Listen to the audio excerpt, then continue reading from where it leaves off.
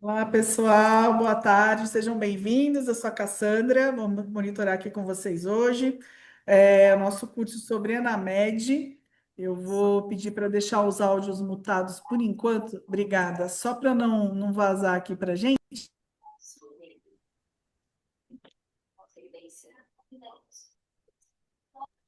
Você está mutado.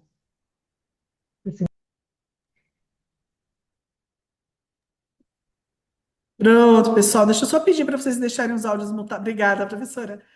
Deixarem o áudio de vocês mutados, por gentileza.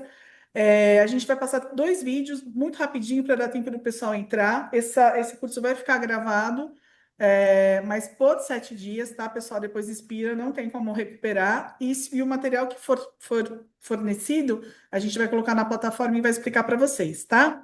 Deixa eu só compartilhar aqui rapidamente o vídeo da UC.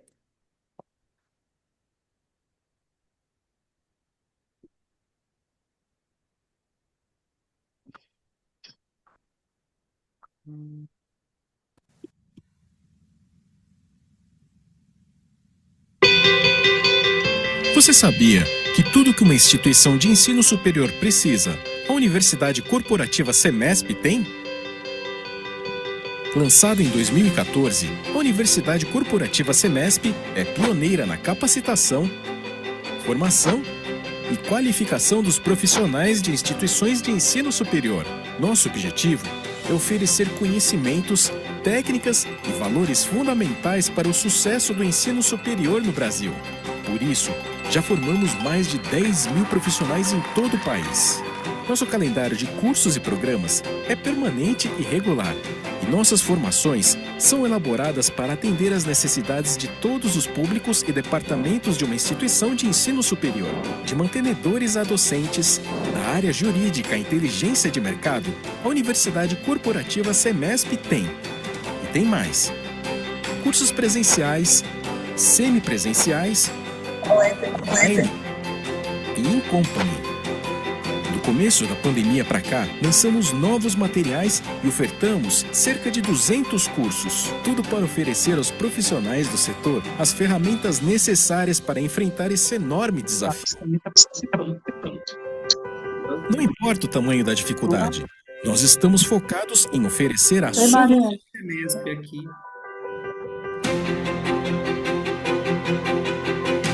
Quer saber mais sobre a Universidade Corporativa Semesp? Então acesse o site www.semesp.org.br/UC. Tudo que uma instituição de ensino superior precisa, a Universidade Corporativa Semesp tem.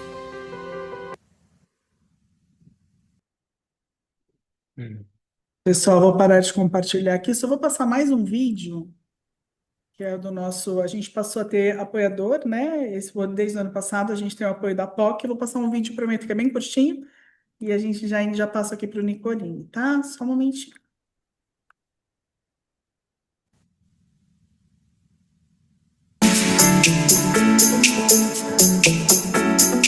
Sua instituição emite certificados, mas sabe se eles realmente impactam a carreira dos seus alunos? Transforme seus certificados em ativos digitais rastreáveis, seguros e compartilháveis.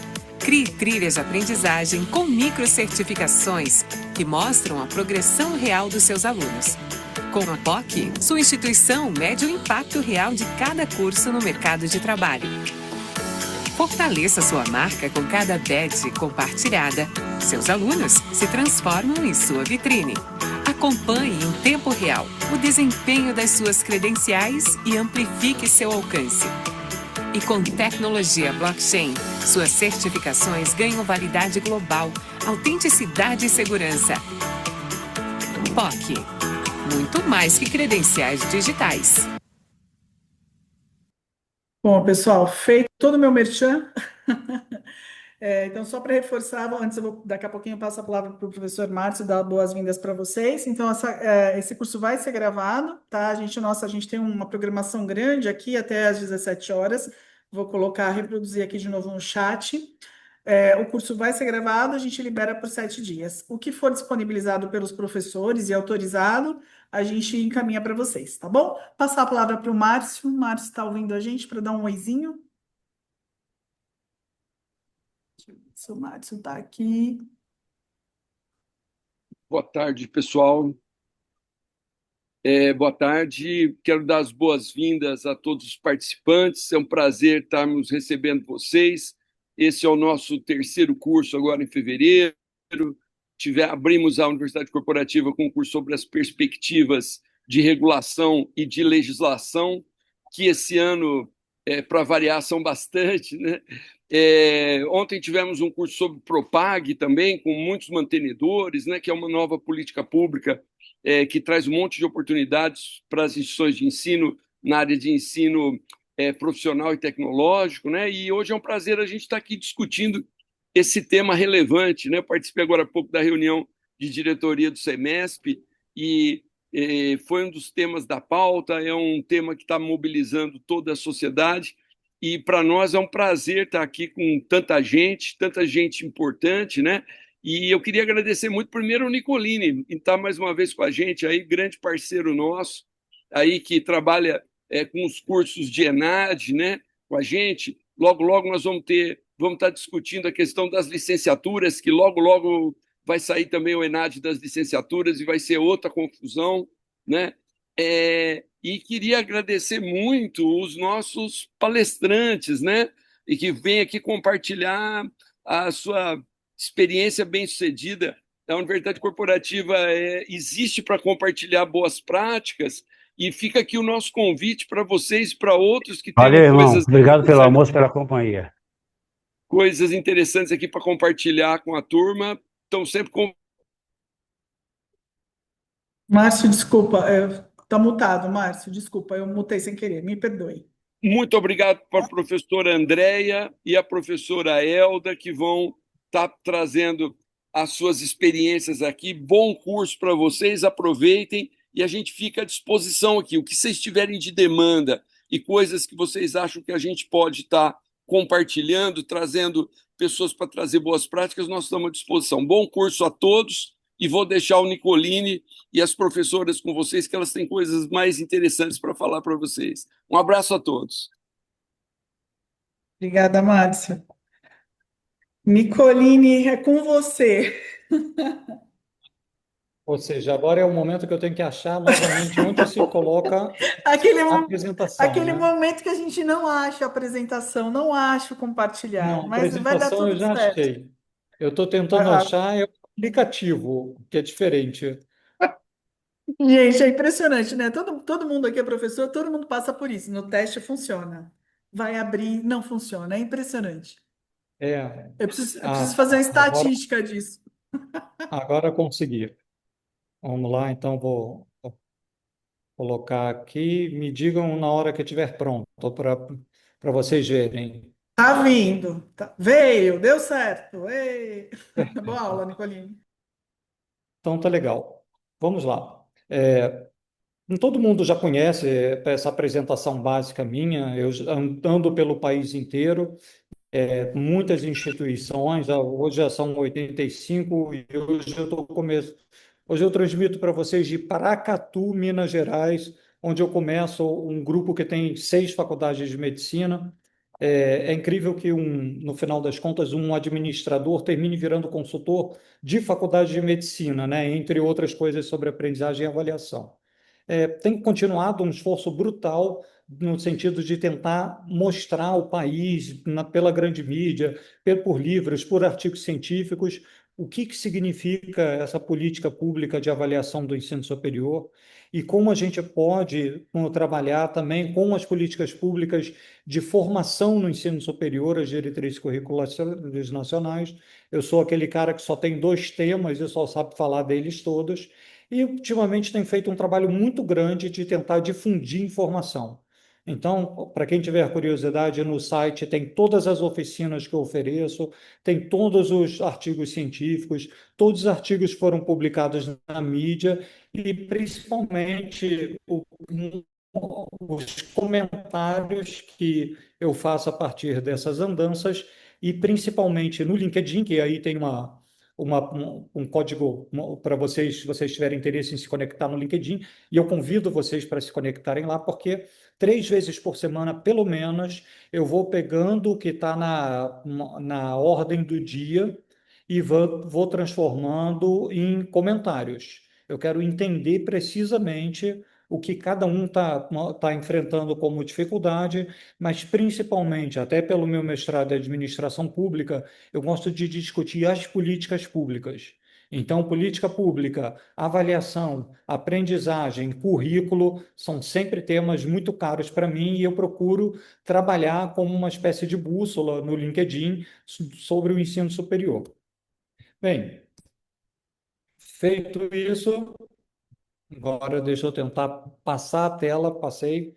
O nosso programa de hoje é um programa bastante ambicioso diante do que o Enamed criou como confusão, né, no país. Então, hoje eu quero começar dando um pouco de dimensão do panorama de como a gente está entendendo o ensino médico.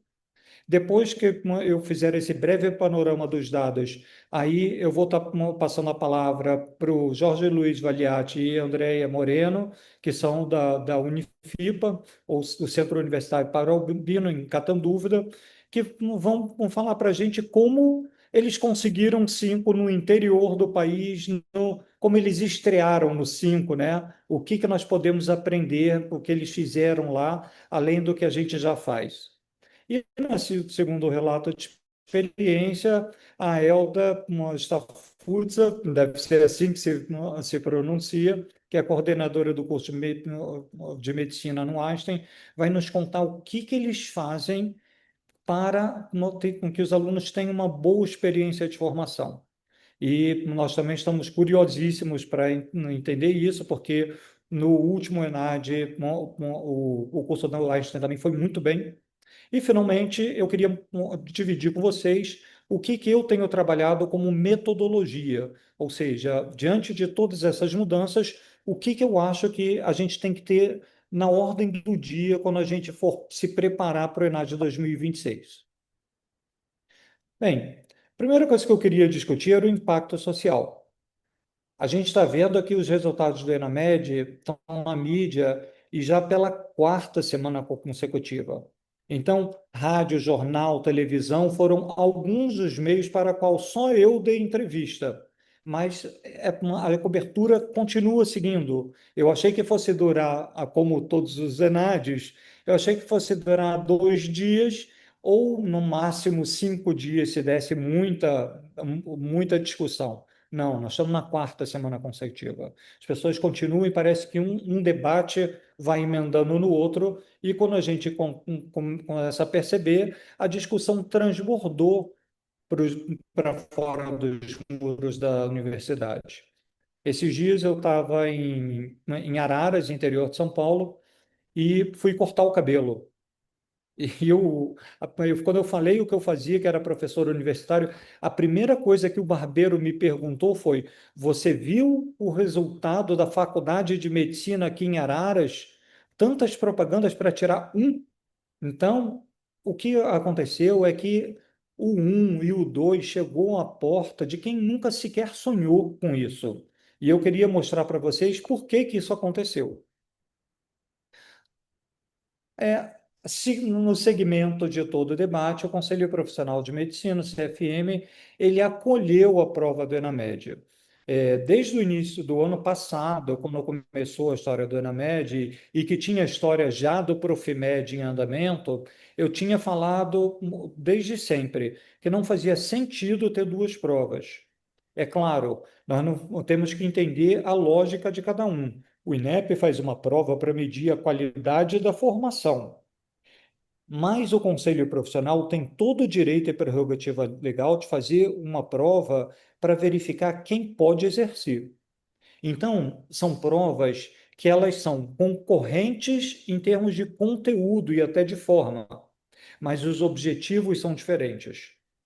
Mas, como eu sou administrador e prezo sempre pela eficiência, eu adoraria que houvesse apenas uma prova e que, por exemplo, o CFM entendesse através de um convênio técnico como uma primeira fase e depois fizesse uma segunda prova complementar como segunda fase para ver se os estudantes poderiam exercer ou não no final do curso.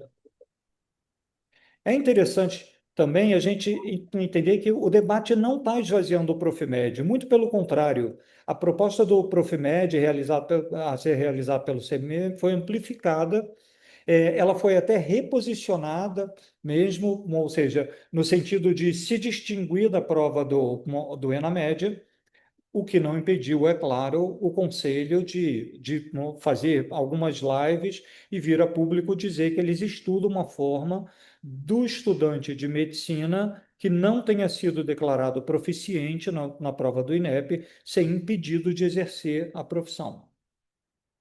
É claro, existe todo um parâmetro legal a ser discutido, existe todo um parâmetro sobre se é justo ou não.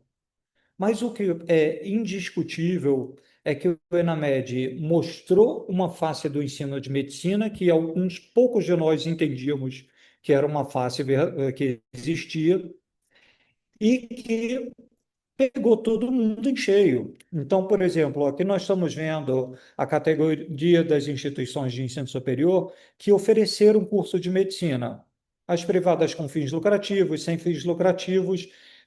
Foi um erro aí, tá, pessoal? A segunda é privada sem fins lucrativos. A com fins lucrativos é em cima. E todas as outras aqui. O que aconteceu?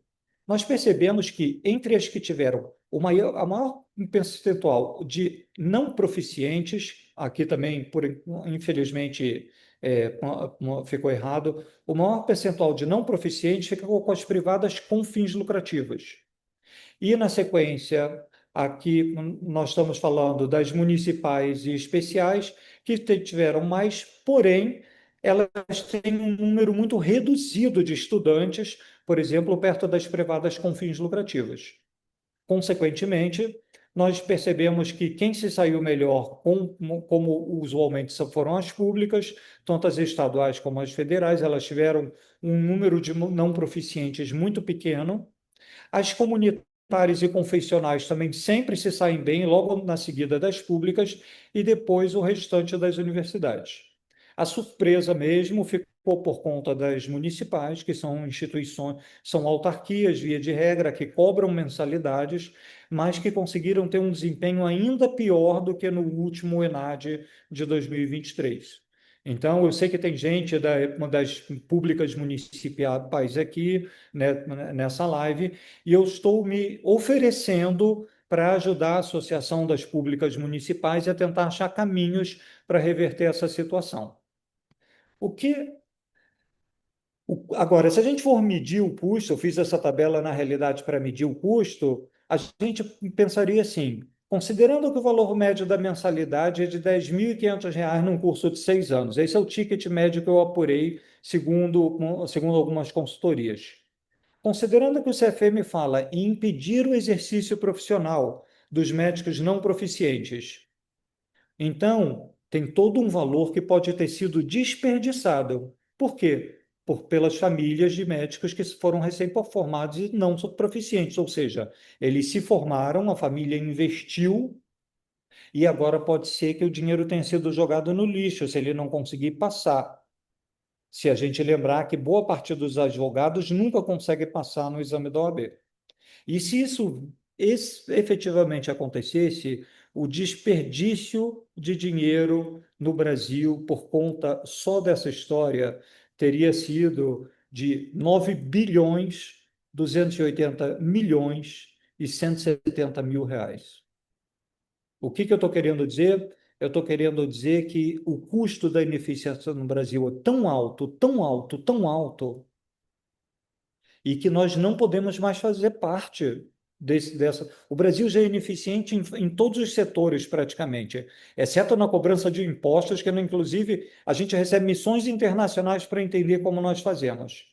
Mas o fato é que nós, como ensino superior, a gente não deveria colaborar para esse custo Brasil. E esse custo Brasil que é muito alto.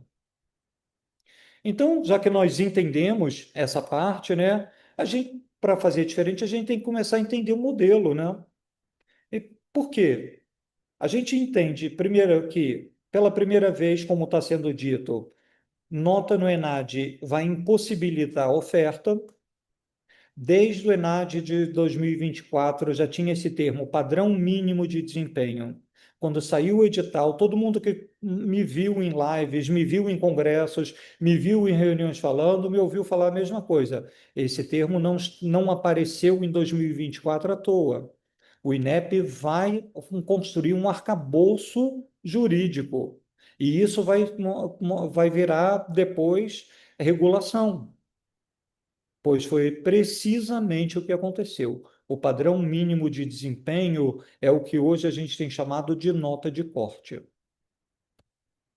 Também havia uma preocupação com as competências que não tinham sido adquiridas na carreira, e isso daqui está focalizado nas provas. O ENAMED, por exemplo, ele é quase todo de situações, problema e casos de ensino. São 93% das questões. Ou seja, das 100 questões, 93 focavam nesse tipo de situação em que a gente coloca o médico na frente do paciente. Pela primeira vez, eles tinham falado em aumentar o número e abrangência das questões. Depois de 25 anos, eles modificaram isso. Então, nós passamos para 100 itens no curso de medicina, e a efetividade, que já tinha começado a ser discutida, ou seja, o impacto social da prova para a sociedade, começou quando o próprio ENAD virou uma prova de exame de residência médica, que utiliza as mesmas questões que os nossos alunos fizeram. Então,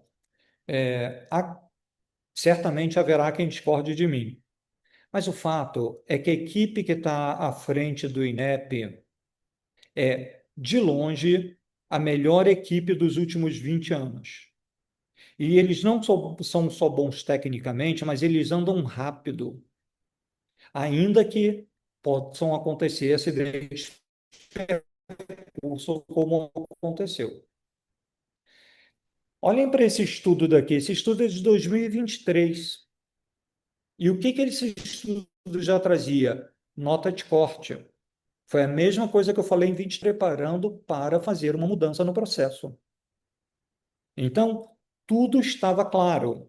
A prova nada mudou em relação às provas, a lógica nunca mudou em relação às provas em relação às provas do provão, que era de 1997. Nós estamos há quase 30 anos na mesma política pública, só que nós produzimos pouquíssima massa crítica até hoje para tentar entender como ela funciona. Então, a gente também, como eu falei, tiveram acidente de percurso. Os insumos saíram incorretos em dezembro, que num exame que estava sob tanto escrutínio, foi um erro pueril. Parece que alguém copiou a coluna errada da tabela do Excel e divulgou. Foi pueril, mas infelizmente foi, porque isso coloca a credibilidade do exame, mas o fato é que os dados corretos foram divulgados em janeiro, e são esses os dados tratados. Eles abriram para todos os tipos de manifestação, muita gente fez as manifestações, mas eu não teria nenhuma esperança de que nós voltaremos aos dados de dezembro, por uma razão muito simples: os dados de dezembro são incorretos segundo a própria metodologia que não foi divulgada. Outro ponto são as sanções. Elas são duras, são super necessárias, mas eu também acredito que elas deveriam ter sido publicadas com as regras do ENAMED. Eu acho que sempre o que faz uma boa partida? As regras do jogo estarem claras antes do jogo começar. Então, eu acho que no afã de fazer o melhor, o mais rápido, essa ficou desapercebida. E também a metodologia que só foi anunciada depois do exame realizado. Também foi ruim, eu preferia que tivesse sido anunciada antes, mas eu digo para vocês, em 351 faculdades, em 345 não teria feito a menor diferença ter sido divulgado antes ou depois, porque era uma questão de massa crítica, de entender como funciona o processo. Nós estamos há mais de um mês da divulgação das regras e as pessoas ainda têm dúvidas básicas. E Isso significa que eu não tenho dúvida? Não, todos ainda temos dúvida. Enquanto o INEP não abrir um seminário e mostrar passo a passo essa metodologia, todos nós teremos dúvidas. As notas técnicas não esgotaram, mas o fato é que esses erros não alteram a importância do exame. E aí, para quem ainda não entendeu a lógica exatamente, eu vou fazer aqui uma conversa muito rasa, mas é só para posicionar. Na realidade, o método Angoff é um método que já existe há bastante tempo, é um método defendido na literatura científica, e eles estabeleceram uma nota de corte a partir do julgamento de especialistas. Convocou-se um conjunto de coordenadores de curso ou de médicos nas suas respectivas especialidades, se colocou a prova na média deles e se perguntou quais questões vocês acham que os alunos vão acertar e quais vocês acham que os alunos vão errar, na sua experiência, considerando sua instituição. Então, o que que você faz?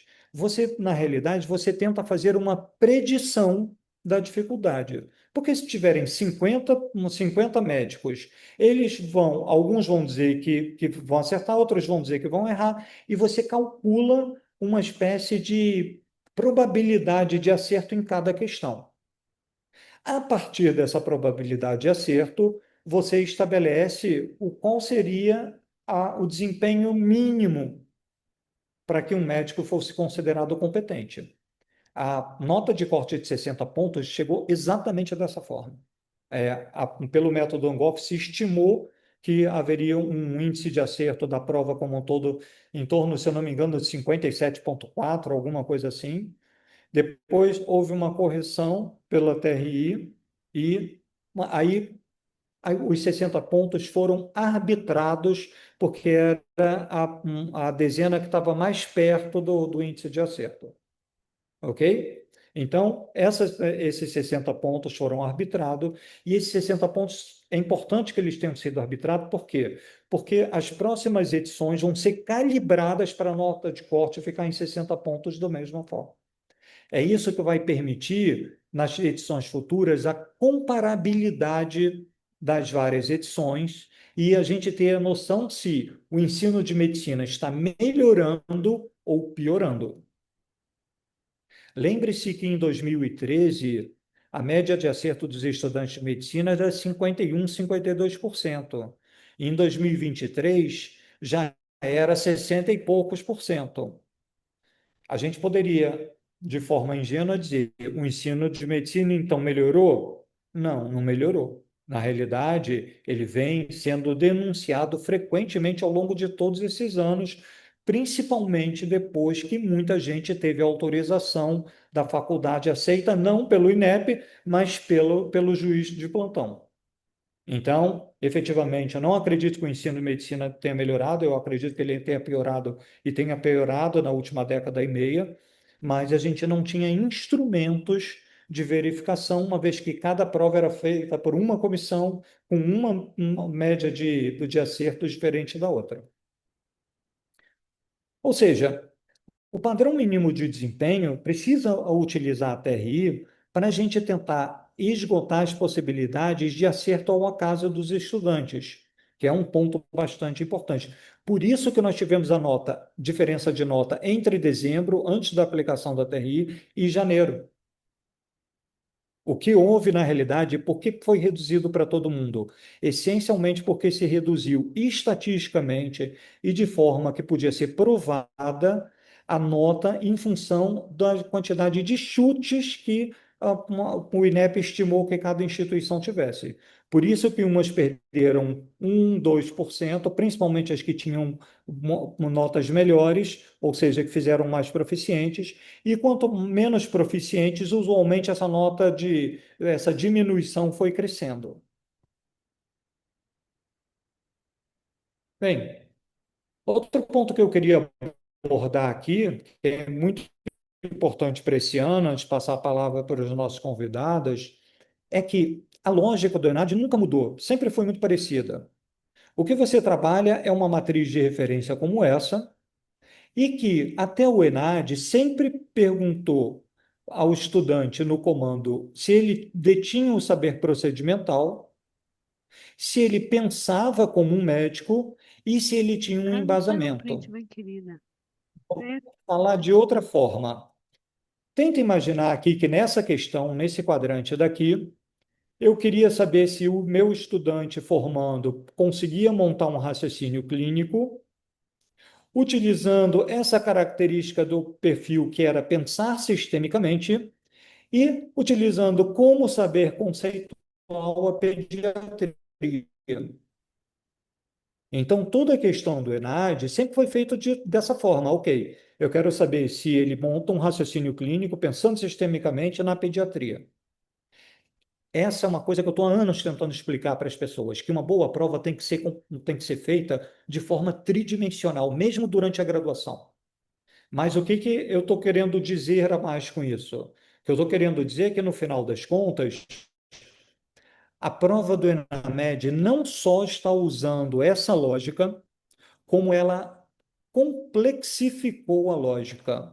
Porque agora eu quero saber do meu estudante se ele sabe elaborar um raciocínio clínico, pensando sistemicamente na pediatria, mas no postinho, na UBS, não é num hospital de complexidade.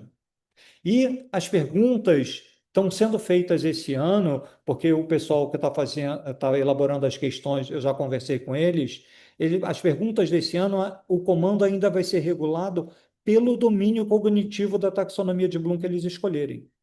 Ou seja, então a questão desse ano para o ENAD, para o ENAMED, para as engenharias, para a arquitetura, ela não é mais tridimensional agora. Agora ela é pentadimensional.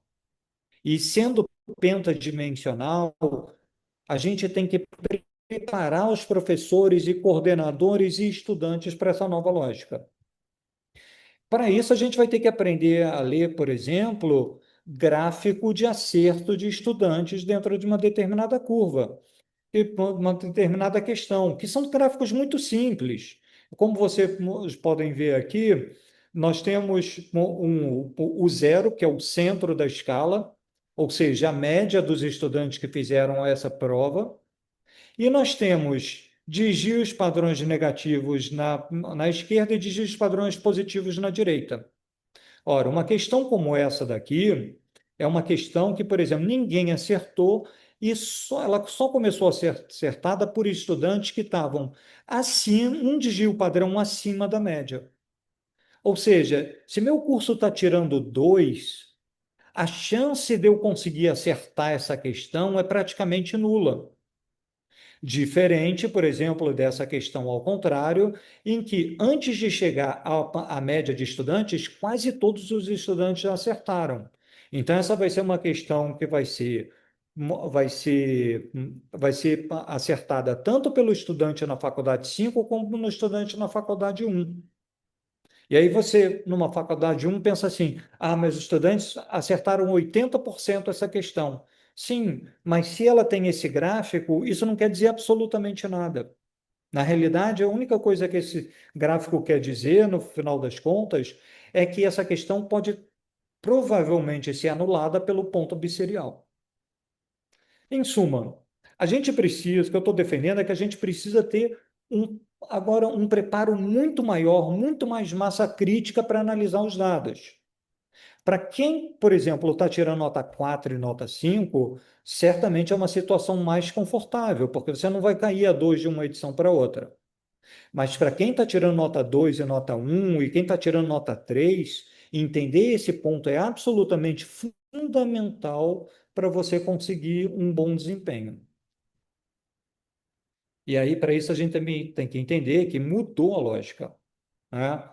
Antes, quando nós estávamos falando de conceitos, a gente estabelecia a média Brasil e um desvio padrão acima da média Brasil, um desvio padrão abaixo da média Brasil, eu calculava a nota 3. Se eu tivesse de 1 a 2 desvios padrões, a nota 4, mais de 2 a nota 5 e daí por diante. A curva de Gauss funcionou anos muito bem, mas ela também era uma cortina de fumaça, que quem me ouve falar, pelo menos desde 2015, ouve a mesma ladainha, que a curva de Gauss, ela oculta quem está indo mal, e até oculta o quão bem as pessoas dizem que estão se saindo. O que que acontece? Numa distribuição perfeita, só 2% das instituições podiam ser nota 5 e apenas 14% das instituições podiam ser nota 4. Então, isso era uma espécie de corrida. Ficavam com 5 os 2% que chegassem primeiro. Ficava com 4 os 14% que chegassem em seguida. Ou seja, para você ter nota 4 ou ter nota 5, você tinha que tirar alguém lá de dentro. Você tinha que ultrapassar essa pessoa e ela cair para você poder subir. Ou seja, no ENAD a gente se comparava com os nossos pares, com as outras instituições de ensino. No ENAMED, a lógica é diferente. Na realidade, você tem uma escala completamente diferente e você se compara consigo mesmo. Ou seja, você teve menos de 40% de estudantes proficientes, você teve nota 1. Você ficou entre 40 e 60, nota 2. Entre 60 e 75, nota 3. Entre 75 e 90, nota 4. Entre 90 e 1, nota 5. A primeira coisa que você olha é o seguinte: essa é uma escala que ela é assimétrica. Sim, é assimétrica. Por quê? Porque a gente já tinha estabelecido 60% como nota mínima de corte. Como o 3 sempre foi uma nota mínima em toda a política pública, o 3 não podia começar antes dos 60. Então, se estabeleceu, a assimetria começou aí. Mas aquele estudo que eu mostrei que foi feito em 2023 certamente deu ao INEP tranquilidade para montar essa escala, porque eles já tinham os ENADs, eles já podiam fazer essa brincadeira, eles tinham uma forma de fazer.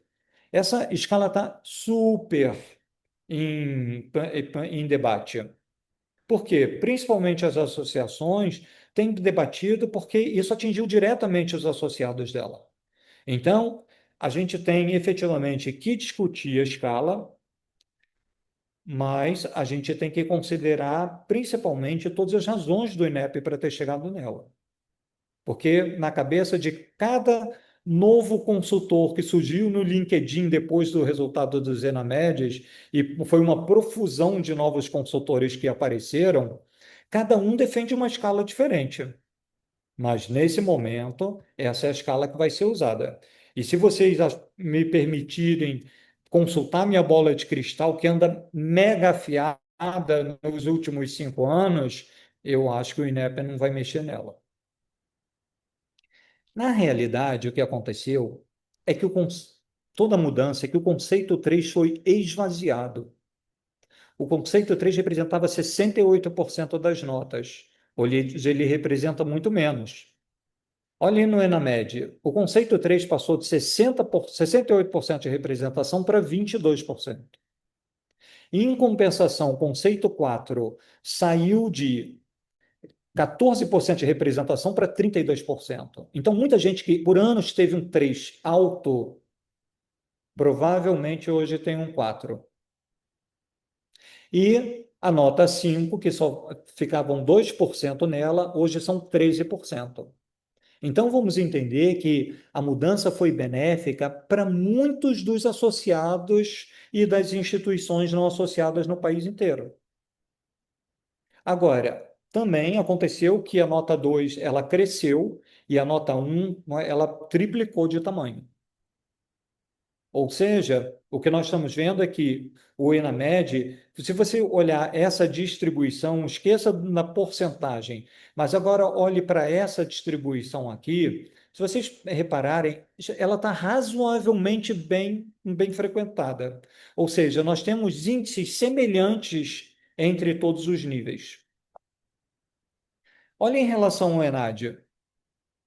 O ENAD era muito mais concentrado no meio.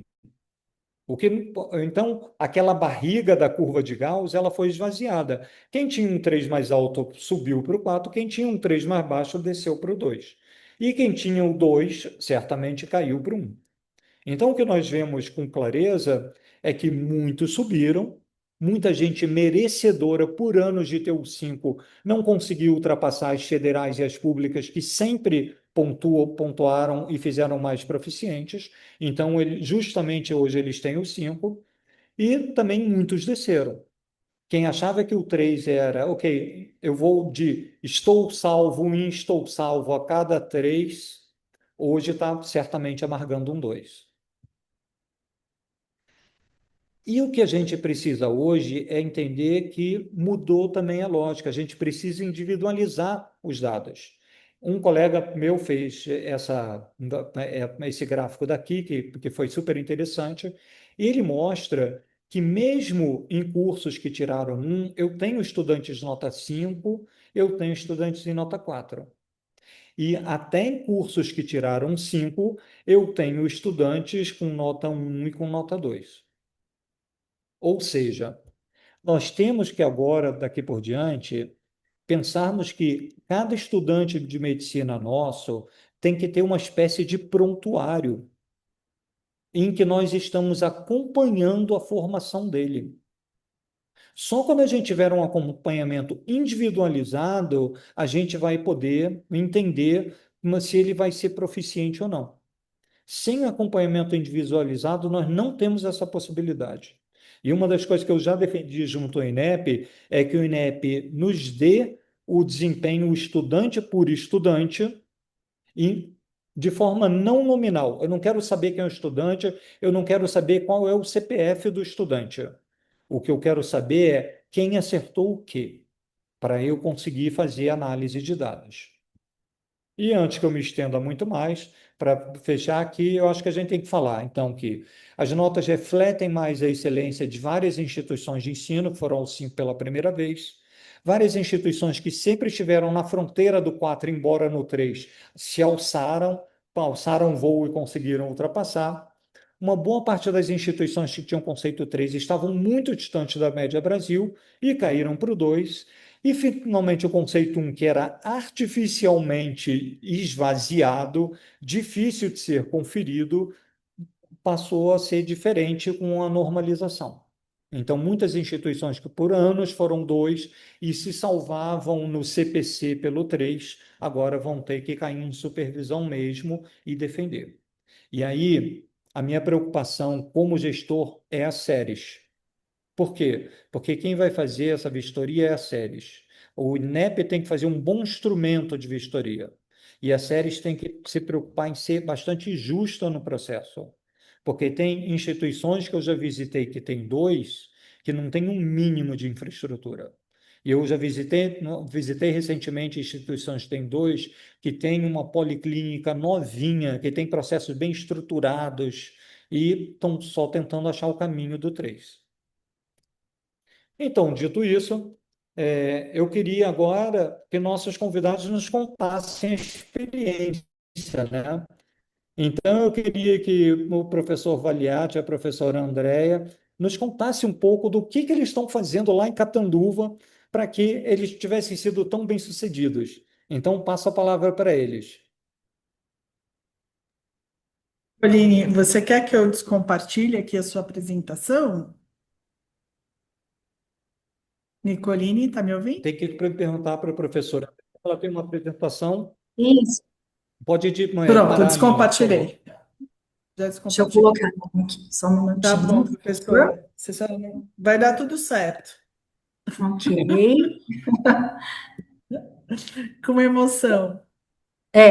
Bom, só adiantando aqui, meu nome é Jorge Luiz Francis Valiati, eu estou coordenador do curso já há 7 anos. Eu sou um produto dessa escola. Eu entrei aqui em 1977, né? Sou professor ainda na fase ativa. Eu vou deixar a professora Andréia de Aro Moreno, que é a nossa pró-reitora de graduação, colocar aí alguns diapositivos esclarecendo como é que nós temos feito, né? Eu sei que aí a uma nota 5 no interior, né? Mas eu só gostaria de lembrar que desde a fundação dessa escola, essa escola já nasceu com o hospital universitário, né? Essa escola ela é fruto de um sonho de um homem chamado Monsenhor Albino. Aliás, em Catanduva, se você andar por aqui, não tem nada que não se chame Padre Albino, inclusive coisas que não estão ligadas à instituição. É uma instituição sem fins lucrativos, que atua na área da assistência social e da saúde, com grande percentual de pacientes do sistema privado, SUS, e alguns pacientes do sistema privado. Então, assim, desde que se iniciou os exames, né, da avaliação, o professor Nicolini, eu não sei me lembrar quanto é que foi o primeiro ENAD. O senhor lembra, professor? Eu não lembro, O mas eu primeiro fui dar ENAD uma foi em revisada. 2006. 2000 e 2006. 2003, 2006. desculpa, 2003. Eu fui dar uma olhada nas nossas notas, tá?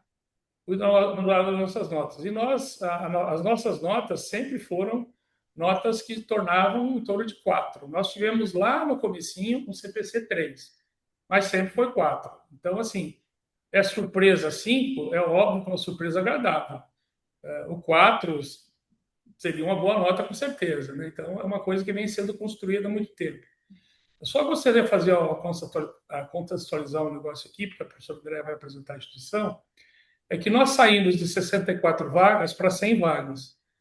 E eu fui um professor, na época, que aguerridamente não aceitava isso, entendeu? Eu não aceitava isso.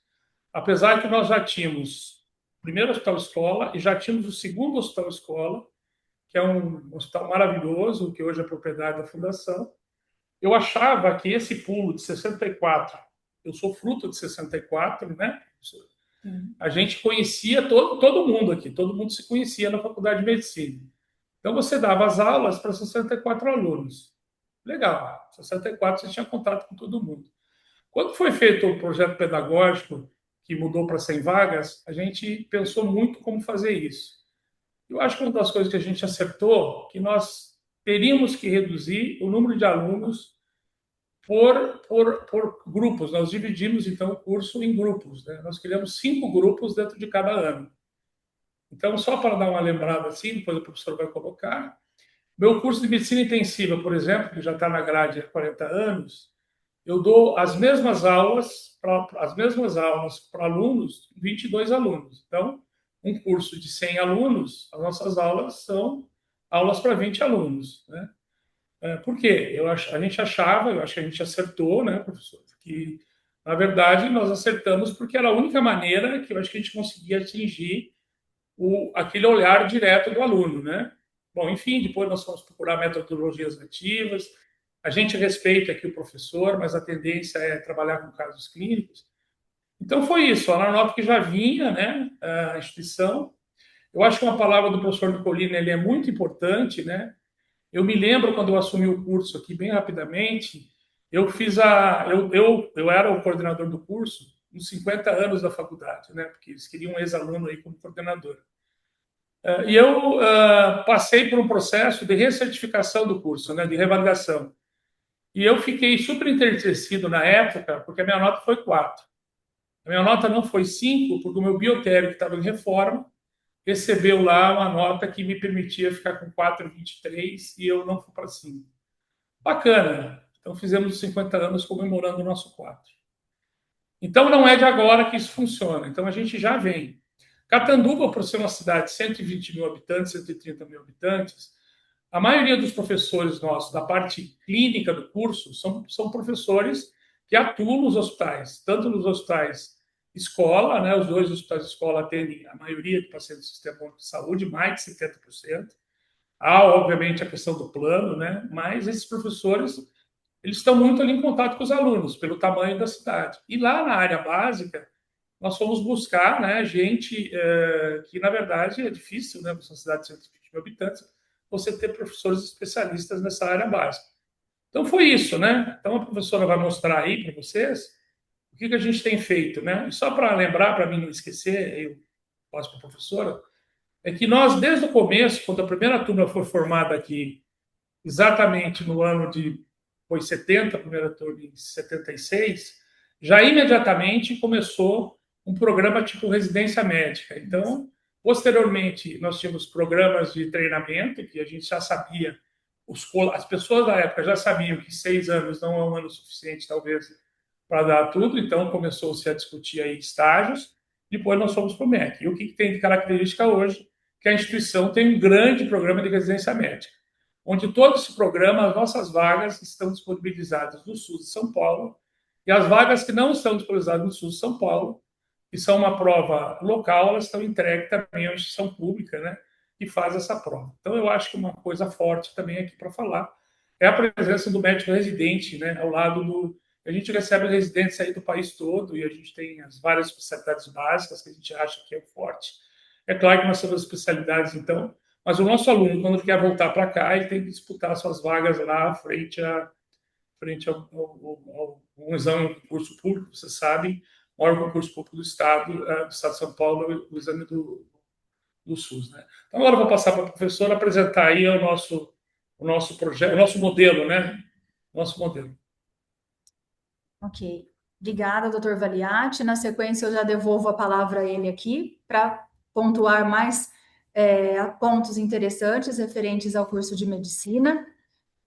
Mas apresentando um pouquinho da instituição, justamente para se entender o contexto disso tudo, como que a instituição começou, como que foi a história realmente da FAMECA, né, da Faculdade de Medicina de Catanduva, e como foi a trajetória dela ao longo desses anos, aí dessas décadas todas, afinal, são mais de 50 anos de tradição.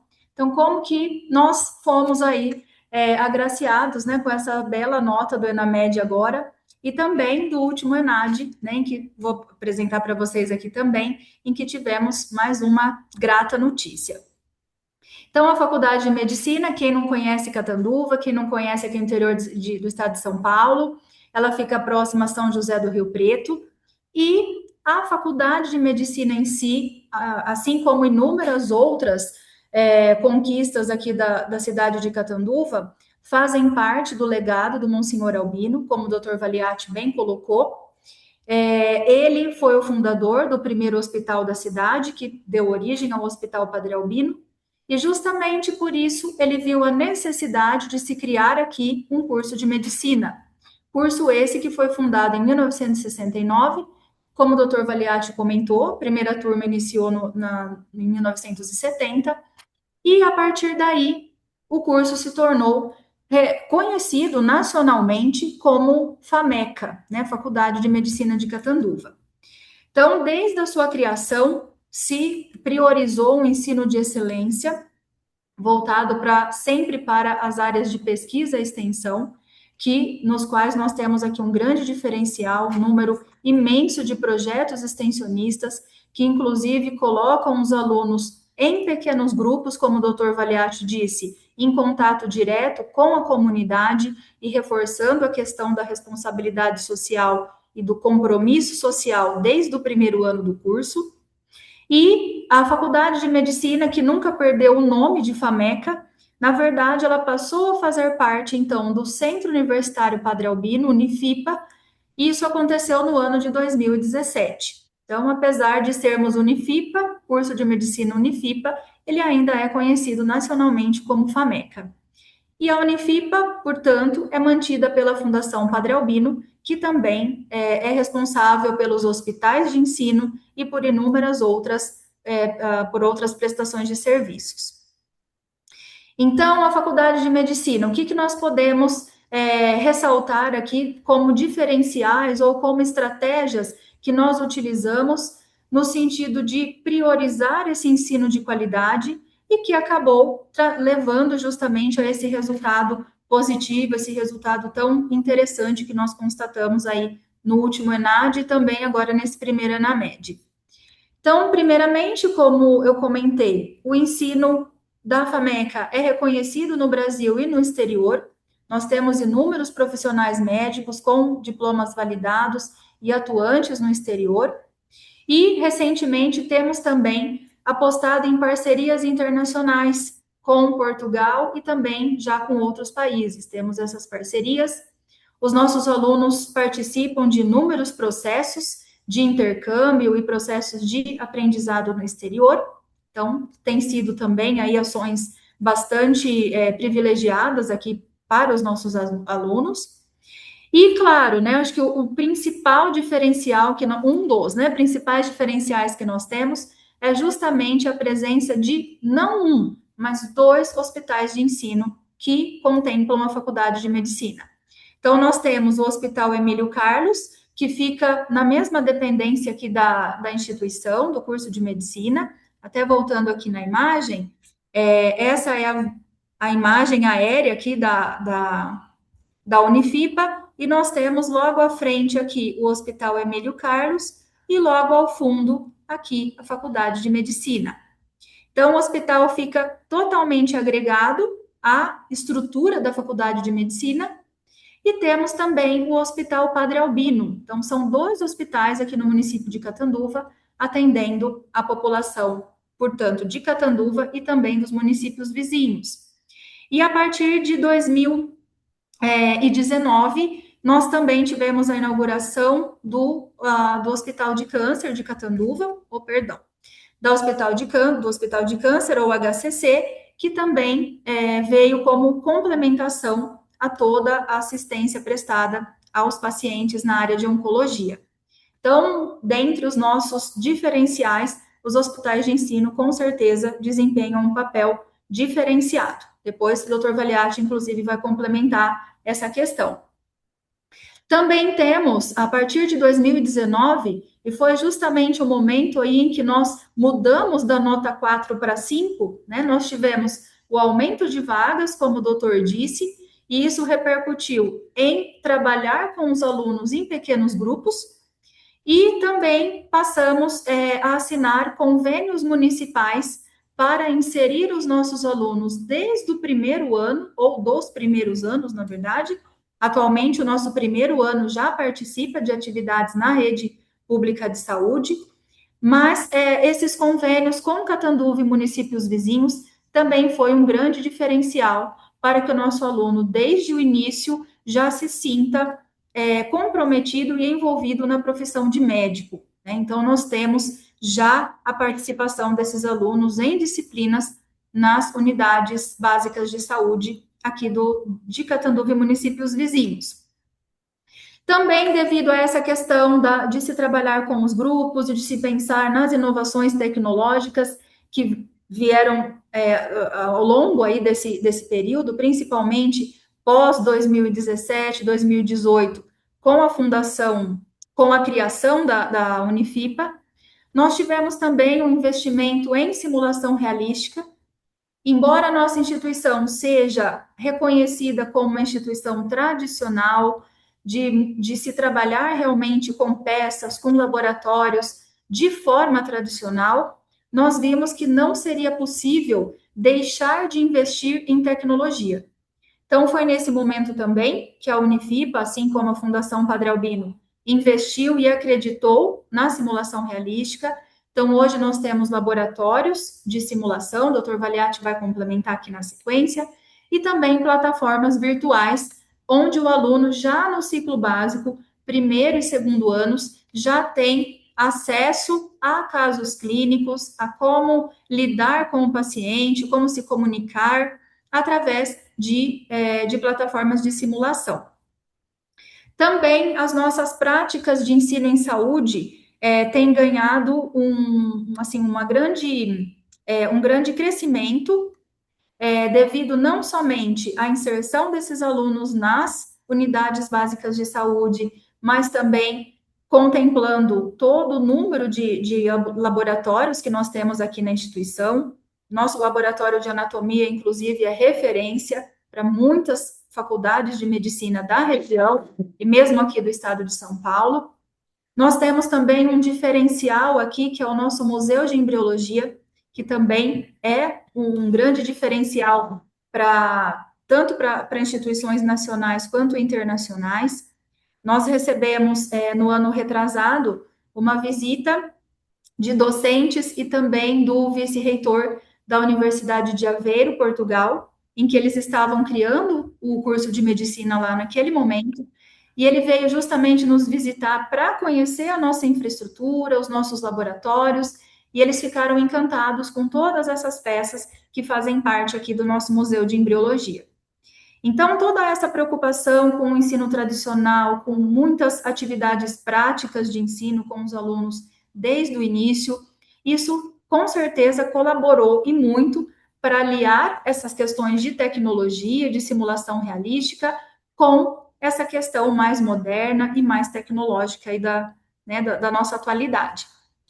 As avaliações também, então, não somente o trabalho dos alunos em pequenos grupos de discussão de casos clínicos, pequenos grupos de laboratório, mas as avaliações envolvendo esse número reduzido de alunos propiciou também o aprimoramento das provas e das avaliações, no quesito das avaliações formativas e também das avaliações práticas, em que nós temos dado bastante ênfase, como é o caso do exame OSSE.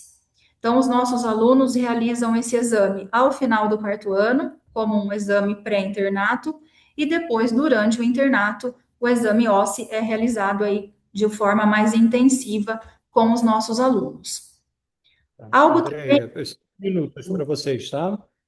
Oi? 5 minutos para vocês. Finalizando aqui. Temos também apostado bastante, como o doutor Valiati comentou, em formação continuada docente. Os nossos docentes têm passado por inúmeras capacitações, por inúmeros treinamentos referentes a metodologias ativas de ensino-aprendizagem. Então, todo esse conjunto de estratégias e de atividades tem promovido aí um resultado muito interessante para nós. Antes ainda de pensarmos nas notas de ENAD, mas pelo número dos nossos alunos que são aprovados nos exames de residência médica, assim que concluem o curso aqui conosco.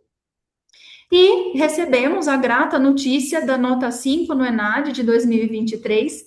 Então, estávamos no ano passado comemorando esse 5 aí praticamente o ano todo, e agora, já começando 2026, fomos novamente surpreendidos com mais um 5 no primeiro ENAMED.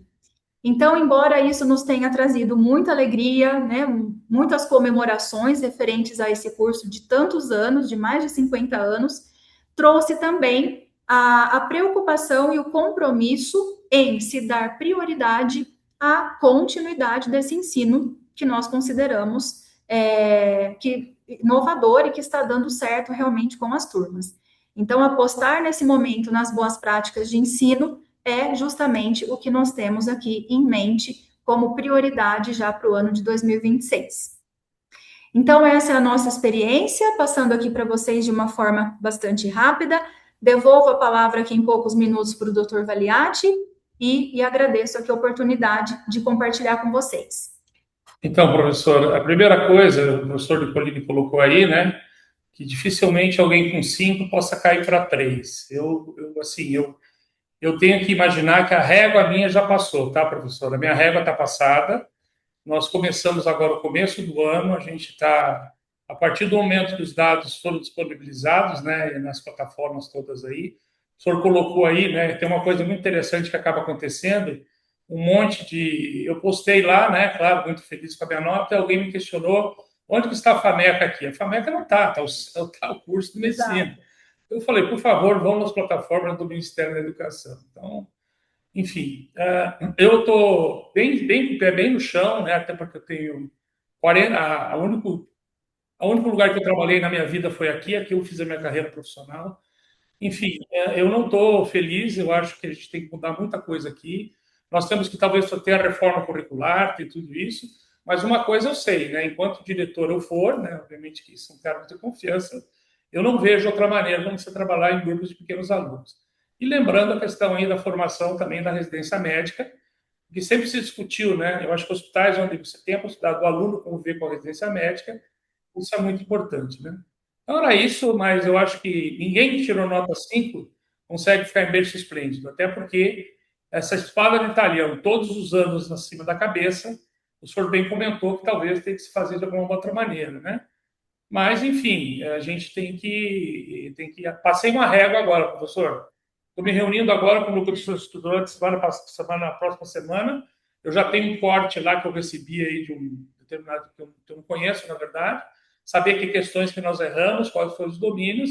e trabalhar em cima desses domínios. Então, mas eu fico muito preocupado que 5 não garante nada, né? 4 não garante nada, e a gente, é claro que tem que comemorar, mas comemorar com respeito, tá? Eu tenho o maior respeito por instituições que foram formadas, né, nos últimos anos. Nós somos das primeiras 20 escolas tradicionais de São Paulo, né? E alguma coisa aconteceu com as escolas mais tradicionais, né? Aquelas que eu conheço. E que provavelmente eu, no meio desse caminho aí, na verdade, eu não tenho conhecimento do que aconteceu, né? Eu comemoro meus Perfeito. 5, mas eu não tripudio. Eu acho que isso aí é o maior erro que alguém pode cometer. Que você pode estar perto, você está com 5, mas o 3 de repente vem na tua cabeça, e aí é difícil, né? Era isso que eu tinha para os senhores. Perfeito, Só professor Valiati, professor André, obrigado pelo relato, foi muito importante.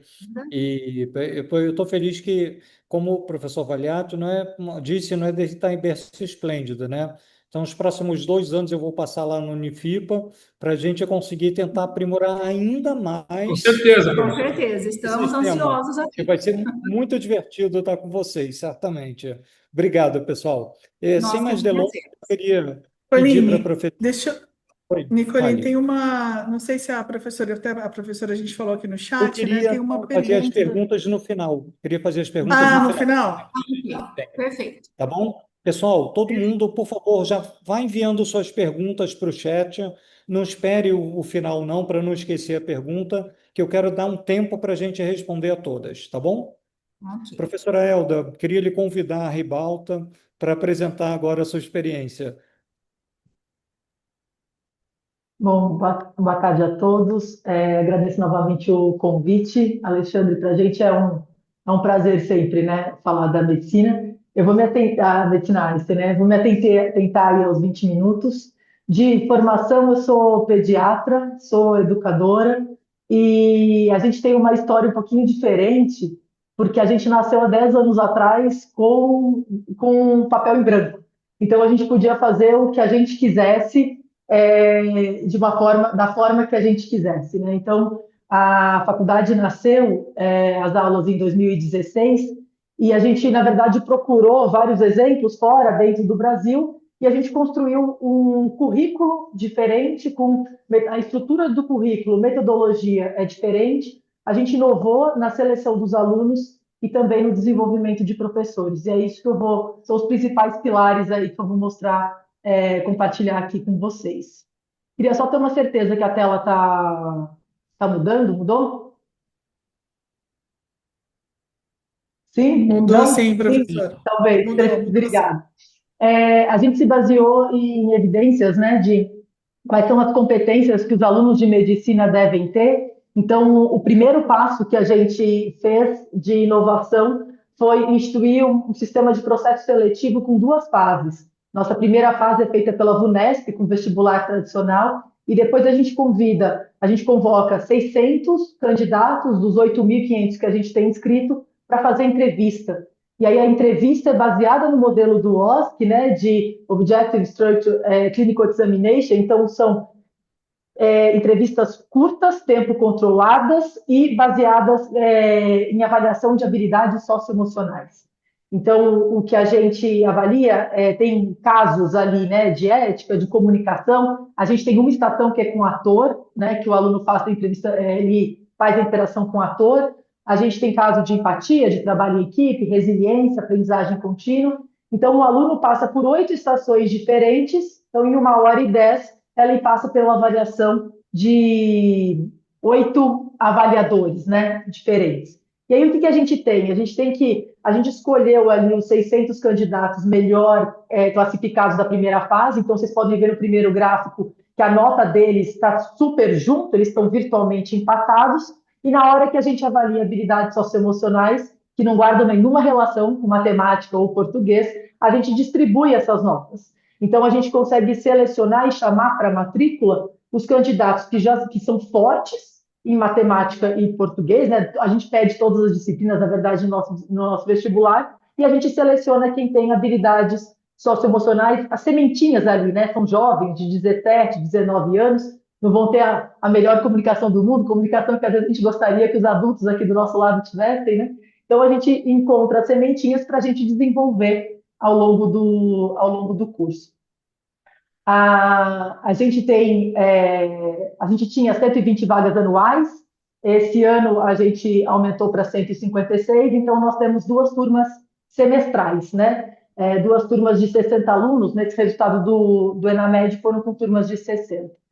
A gente instituiu princípios de aprendizagem significativa, isso em todas as nossas aulas. Então, o nosso curso ele tem de 26 a 32 horas semanais de atividade, né, nos primeiros 7 semestres. A gente tem 5 semestres de internato, e aí a divisão é um pouco diferente, mas esses primeiros 7 semestres, esses princípios, eles percorrem todo o curso. Então, todo o ensino é construtivo no sentido de que toda aula é no modelo de sala de aula invertida. O aluno recebe um material pré-aula para ele estudar e ele vai debater em sala de aula, desenvolver raciocínio, discutir caso em todas as aulas.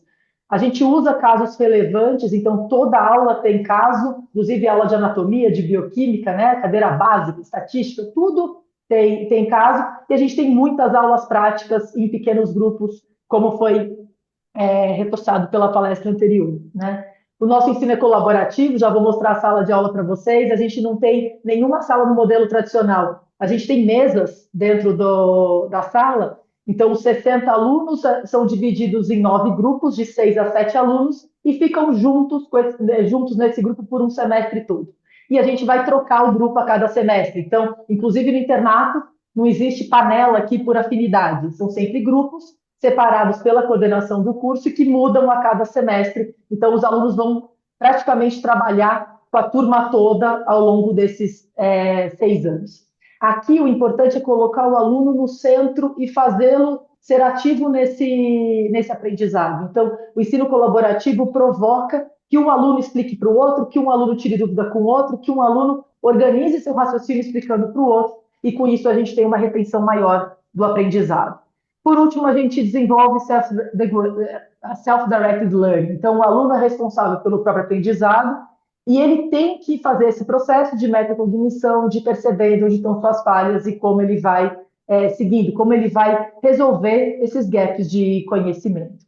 O Team-Based Learning é a nossa metodologia carro-chefe, né? É o que a gente utiliza em todas as disciplinas. Os alunos têm TBL de 3 vezes por semana. No começo do curso, a gente chegou a fazer 4, 5 vezes por semana e percebeu que não funciona. O estresse cognitivo e a queda de saúde mental, elas são realmente impactantes, então a gente deixou para 3 atividades avaliativas ao longo da semana. Então, o aluno se prepara, em sala de aula ele vai fazer um teste de forma individual para checar se ele entendeu aqueles conceitos. Depois ele vai fazer o mesmo teste em grupo. O professor vê no sistema o que cada um acertou, errou, resolve gaps, sana partes do conhecimento ali que não estão bem compreendidas.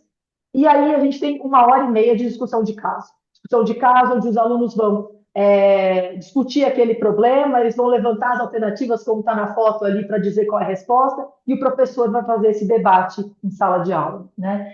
Nesse modelo de ensino, o professor é expert do assunto, é um professor que está ali cuidando da turma de 60 alunos, e a gente garante, né? A gente estudou isso, a gente já viu da literatura, na base da literatura, mas a gente estudou isso. Os alunos desenvolvem habilidades de elaboração que fazem com que ele retenha mais o conteúdo, empregam deep approach to learning, né? Estratégias de aprendizagem profunda, e desenvolve também habilidades de comunicação. Como parte, essa é uma foto de uma sala real nossa, aqui atual, né, no prédio novo. Como parte desse programa do ensino com TBL e da metodologia colaborativa, a gente tem um programa de avaliação formativa nesses primeiros 7 semestres, em que o aluno faz uma autoavaliação, ele avalia seus pares, ele recebe feedback dos professores, e o professor, que é líder daquela turma, ele é responsável por aquela turma naquele semestre, ele vai sentar com esse aluno pelo menos uma vez no semestre, dando um feedback verbal. Além disso, 3 vezes no semestre, ele dá o feedback escrito para o aluno. Com isso, a gente consegue desenvolver habilidades socioemocionais, orientar e ajustar comportamentos acadêmicos ali, e a gente consegue detectar alunos que estão com problema, que estão com dificuldade, detectá-los antes deles reprovarem, né? Antes da disciplina da nota da disciplina, o desempenho cair, né? E com isso a gente consegue desenvolvendo aos pouquinhos ali as habilidades socioemocionais dos alunos. Em relação ao nosso currículo, a gente integrou várias disciplinas. Então, a gente fez uma decisão pedagógica de não ter cadáver. A gente tem peças anatômicas importadas da Alemanha e a gente integrou o conteúdo de anatomia com radiologia. Então, a gente tem softwares de anatomia, o V8 Sector, a gente tem software de radiologia, que é o PACS, que é o mesmo que a gente usa no hospital, e a gente tem as peças anatômicas. Então, os alunos leem no livro o que vai ser dado, vão para o laboratório de anatomia, veem isso no 3D, vão para o laboratório de morfologia e fazem fazem esse aprendizado, né? Tanto de anatomia topográfica com V8 Sector, como com relação com tomografia, ressonância, aprendem a fazer ultrassom, aprendem a interpretar raio-x. Outras disciplinas que a gente integrou foi imunologia, infectologia e microbiologia. A gente trouxe os 3 professores para a sala de aula para darem juntos a gente hospedeiro. Então, o aluno aprende sobre aquela bactéria, qual é a reação do organismo a ela, qual o quadro clínico, como que eu faço o tratamento. Então, a gente integra a disciplina trazendo 3 professores para a sala de aula. Outros diferenciais que a gente tem no nosso currículo é uma ênfase enorme em atenção primária à saúde, medicina da família e comunidade. Então, são 7 semestres de atenção primária à saúde. No começo do curso, nos primeiros 2 anos, o aluno vai para a UBS uma vez por mês, e do 5º ao 7º semestre, ele vai para a UBS a cada 15 dias atender paciente. Sempre essas idas em pequeno grupo, né, de 6 a 7 alunos. Durante o nosso internato de 5 semestres, são 4 estágios de medicina de família, em que o aluno está inserido em uma equipe e ele atende os pacientes daquela equipe da saúde da família por o mês todo. A gente tem um eixo de humanidades, que ele percorre 4 semestres do curso, em que a gente começa com filosofia, cidadania, vai para bioética, ética médica, medicina e sociedade e judicialização. Um outro diferencial, e esse faz diferença para a formação médica, no sentido do aluno ele se apropriar das novas informações e para se manter atualizado, é o eixo de conhecimento médico. São 6 semestres em que a gente começa com metodologia científica, depois o aluno tem 3 semestres de estatística, ele chega a aprender o que normalmente é dado em mestrado, né, de estatística, e depois ele tem mais 1 ano, 2 semestres de medicina baseada em evidência.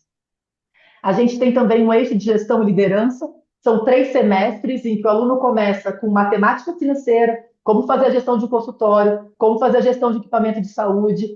A gente integrou inovação, IA, nesse currículo, e a ideia é como entregar medicina de qualidade. Então, Quadruple Way, atualmente, né, o Quintuple Way, e outras noções de liderança e de negociação. E desde 2023 a gente integralizou a extensão. A gente escolheu como tema foco educação e saúde. Então, são 7 semestres em que o aluno faz projetos de extensão e ele vai aprendendo a fazer educação em saúde para diversos públicos, desde paciente a profissionais da saúde. Como foi comentado anteriormente, né, a grande escola da medicina, na verdade, para os alunos aprenderem, são os equipamentos de saúde, né? Hoje, o Einstein é reconhecido, né, como o melhor hospital da América Latina. Ele está aqui embaixo, aqui no canto inferior à esquerda, e ele é um campo de atuação dos nossos alunos. Mas hoje, no ecossistema do Einstein, são atendidos mais pacientes no hospital, no serviço público do que no privado. Então, a gente faz a gestão hoje de 5 hospitais públicos, né? O Boimirim e o Vila Santa Catarina são os que a gente tem usado como campo de estágio desde o início do curso, e agora a gente assumiu mais 3, o Ipiranga, Darcy Vargas e Heliópolis, em que, em algum momento, os nossos alunos vão entrar, né? A gente já entrou no Darcy Vargas, nos outros 2 hospitais, a gente está nesse caminho. Além disso, são 14 unidades básicas de saúde administradas pelo Einstein, que os nossos alunos atuam, e a gente usa mais 4 do CEJAM. Então, são 18 unidades básicas de saúde para a gente rodar as aulas práticas do pré-internato e o internato de medicina de família. Além disso, tem 3 CAPs, 2 UPAs, 2 AMAs, né? Que são todas campos de estágio. Então, a gente tem uma carga horária prática enorme no nosso currículo, né? E aí o nosso internato são 5 semestres e a gente fez a escolha de implementar na prática e na essência educação médica baseada em competências. Então, a gente tem as competências do nossa DCN, né, que estão atualizadas aí em 2025, mas a gente já as atendia antes. A gente desenhou sequência de progressão e a gente desenhou experiência de aprendizagem sob medida. Então, o nosso internato ele é montado e estruturado de forma que o aluno passa nas 5 grandes áreas e ele vai passando por áreas mais complexas a cada semestre. Com isso, a gente mudou completamente a forma de avaliação. No nosso pré-internato, a gente tem prova teórica, a gente tem muito OSCE, os nossos alunos passam por 12 OSCE pelo curso, né? E aqui a gente usa a avaliação programática focada no feedback e a gente faz essa gestão do aluno, esse acompanhamento individual de cada aluno desenvolvendo suas competências. Como framework, a gente escolheu usar as EPAs, né, Entrustable Professional Activities. Elas são unidades de prática profissional, definidas como tarefas que a gente vai dar para o aluno para ele executar de forma independente no momento em que ele se formar. Elas são observáveis, mensuráveis. A gente usa as 13 EPAs descritas pela AANC.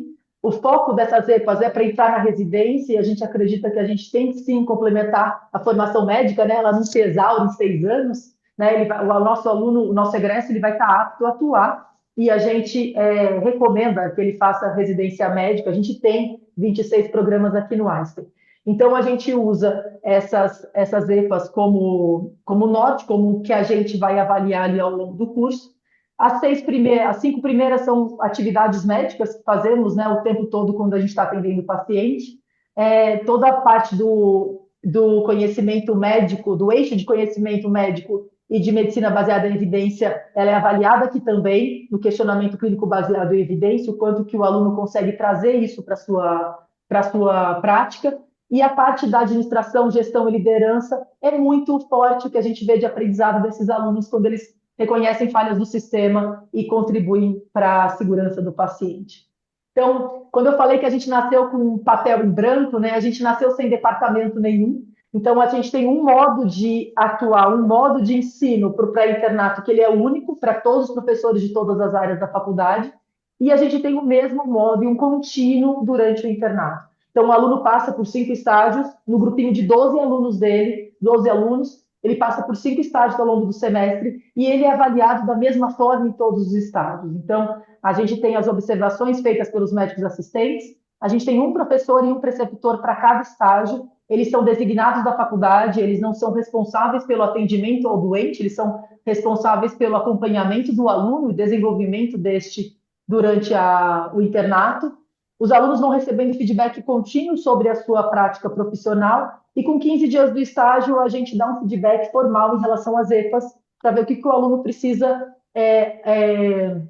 melhorar, o que ele está fazendo bem e o que ele está fazendo de forma excelente, o que a gente pode dar a mais até de tarefas para ele. Quando ele termina o estágio, ele vai compondo o seu portfólio com reflexão, com uma reflexão sobre o que ele fez bem, o que ele não fez, o que ele precisa, qual o plano para ele melhorar, e o feedback escrito do professor, né? Então, ele faz isso 5 vezes no semestre, e a gente, no final do semestre, faz uma avaliação semestral por um comitê. Então, a gente tem pessoas da coordenação, junto com os professores e preceptores daquele semestre, e a gente avalia aluno como se fosse conselho de classe de escola. A gente põe a foto do aluno, coloca cada competência que ele tem que desenvolver, né, cada EPA, e a gente avalia como que está cada aluno. E a gente entrega para o aluno um relatório semestral e a gente dá um feedback verbal também de como foi esse desenvolvimento ao longo do semestre. O aluno que está aquém, ele recebe a informação de que se ele não melhorar, desenvolver mais habilidades, ele vai reprovar no outro semestre. E a gente faz um acompanhamento de perto, um plano de remediação próximo para esse aluno. Na nossa experiência, desde 2019, que a gente está com o internato acontecendo, a gente já teve vários alunos que entraram no plano de remediação A grande maioria das vezes, a questão em si era algum problema pessoal, algum parente que ficou doente, alguma questão de saúde mental. A gente deu apoio para esse aluno e esse aluno voltou ali pro track, né? Track no sentido de a sequência que a gente espera de desenvolvimento de habilidades e competências. A gente já teve a reprova, e aí a reprova ela era no sentido de eu preciso dar mais tempo para esse aluno se desenvolver. 2 anos e meio não é o suficiente, ele precisa de 3 anos, e aí a gente escolhe quais estágios o aluno tem que fazer para ele continuar se desenvolvendo, né? O segredo aqui é uma uniformidade na avaliação dos estágios, um contínuo. A gente tem uma passagem de plantão de professor para professor, então, para o aluno é uma coisa só, né? Para o professor, ele está vendo bloquinhos de 12 alunos, né, naquele semestre. Para o aluno, é uma coisa só que ele vai se desenvolvendo ao longo dos 2 anos e meio, né? Com isso, a gente tem uma capacitação docente importante, a gente desenvolveu um ambiente de aprendizagem seguro, para o aluno expressar seu pensamento, expressar o que ele está, como que ele está pensando sobre aquele paciente, para a gente conseguir dar o feedback adequado. E a gente desenvolveu os professores e preceptores em feedback, né? A gente não tem a cultura nossa do feedback, ela ainda não é enorme, né? Dispensada a todos os lugares, a todos os campos, e a gente foi desenvolvendo isso para o professor realmente conseguir dar um feedback assertivo. O que a gente aprendeu é que na hora que um aluno ele não está se desenvolvendo como ele deveria e ele não recebe o feedback de forma oportuna, a gente está tirando dele um momento de aprendizagem, né? Uma oportunidade de aprendizado. Para a gente conseguir fazer tudo isso, a gente começou estruturando um núcleo de desenvolvimento docente dentro da medicina, em que ele faz o treinamento admissional dos professores, a gente recebe as avaliações dos alunos, a gente dá feedback individual para cada professor 2 vezes por semestre. No internato de uma forma mais contínua, né, mais orgânica. Esse núcleo assiste a aula dos professores, ele dá feedback para os professores. Desde 2020, a gente estruturou o núcleo de curadoria do ensino Einstein. Não sei se todos sabem, mas hoje a nossa faculdade tem 36 anos, né? Quando começou a enfermagem, depois veio a medicina, e a gente já tem mais 6 graduações aqui no Einstein. A gente tem ensino médio integrado ao técnico, a gente tem pós-graduação, estrito e sensu lato, e a gente tem mestrado em educação. O que a gente percebeu é que a gente precisava uniformizar todo esse corpo docente, então a gente fomentou a construção de um núcleo de curadoria, workshops, newsletters, fóruns. A gente faz o Simpósio Internacional de Educação, que é bianual, a gente teve o último em 2025, o próximo em 2027, e a gente está instituindo uma comunidade de prática de pesquisa em educação, né? Temos todos os professores com doutorado, com a sua linha de pesquisa, e agora a gente está fomentando mais a pesquisa em educação. Além disso, de tudo isso que eu falei para vocês, a gente tem um núcleo de apoio estudante, com psiquiatra e psicólogos que são contratados da faculdade. A gente tem um fundo de doadores que possibilita que a gente dê 20% dos alunos que entram, eles podem receber bolsa de até 100%. Como eles podem receber bolsa de 100%, de 75%, existe o crédito estudantil de 50%, hoje a gente tem 1/3 dos nossos alunos recebendo apoio financeiro, né? A gente tem um programa de iniciação científica muito robusto, com bolsas FAPESP e bolsas do próprio Einstein. Aqui é o nosso prédio, esse lado que está aparecendo na foto é o lado do ensino, né? E a gente tem aqui atrás o prédio da pesquisa. Então, a gente fomenta muito que os alunos comecem, a partir do 2º semestre, a fazer pesquisa com a gente. A gente tem um escritório de inovação também. Fomos eleitos ano passado a empresa mais inovadora do Brasil. E é inovadora com tudo, não é inovadora em saúde, né? Então, a gente tem startups, a gente tem a ErexBio aqui, então a gente tem um fomento, um incentivo para os nossos alunos participarem de projetos de inovação também. O nosso escritório de internacionalização ele tem parcerias com faculdades da Europa, dos Estados Unidos, a gente é signatário do VSLO para os nossos alunos fazerem intercâmbio, E o programa mais robusto que a gente tem, ele se chama MD-PhD, em que o nosso aluno, ele tranca a faculdade no 7º semestre, vai para Case Western, faz 2 anos da pesquisa de doutorado dele, volta, termina o internato e defende o seu doutorado. Ele tem um orientador brasileiro, um orientador americano, e ele fica em 8 anos, ele se forma médico e doutor. A gente tem 5 alunos que já foram e voltaram, um aluno está lá, e a gente tem outros 2 selecionados que a gente vai ver como vai funcionar o visto, né? Para ver se a gente consegue manter o programa. E a gente já tem esses alunos, 2 deles já defenderam a sua tese. Então, estou aberta a responder perguntas. A gente tem um currículo que é diferente, uma história de ENAD e ENAMED aí com nota 5, mesmo sendo um curso semestral, né? Uma coisa que eu não vi, as pessoas estão comentando pouco, é que a gente espera que os nossos alunos proficientes sejam proficientes ao final do curso, né? Realmente, metade dos nossos alunos, eles fizeram a prova no final do 6º ano. Agora, a outra metade fez a prova quando tinha só 30% do 6º ano acontecendo, né? Então, dos 10 estágios do 6º ano, eles tinham feito 3, e a gente consegue analisar ali que a nossa distribuição de notas não é igual à distribuição de notas de curso anual, né? Então, essa é uma outra coisa para a gente se atentar. É como se eu tivesse pedido para o meu filho que está no 6º ano fazer uma prova, que ele está começando o 6º ano, fazer uma prova de proficiência do 6º ano do fundamental e tivesse o mesmo desempenho que a minha filha, que está começando o 7º ano, né? A gente viu, né, pela construção do curso, que a gente tem uma construção e um aumento de complexidade, né? São 6 anos de curso mesmo, não 5, né? E a gente tem que cuidar para a gente conseguir avaliar propriamente os alunos no final do curso mesmo. Muito obrigada. Obrigado, Helder. Foi uma ótima apresentação. E o que nós podemos ver é que nós vimos 2 apresentações muito diferentes, né? Uma escola com muita história, muita tradição, e uma escola muito nova, muito inovadora, que chegaram, no final das contas, ao mesmo lugar, né? Chegaram a ter um número de proficientes muito alto e conseguiram a nota 5. E era exatamente o que eu pretendia quando eu fiz o convite.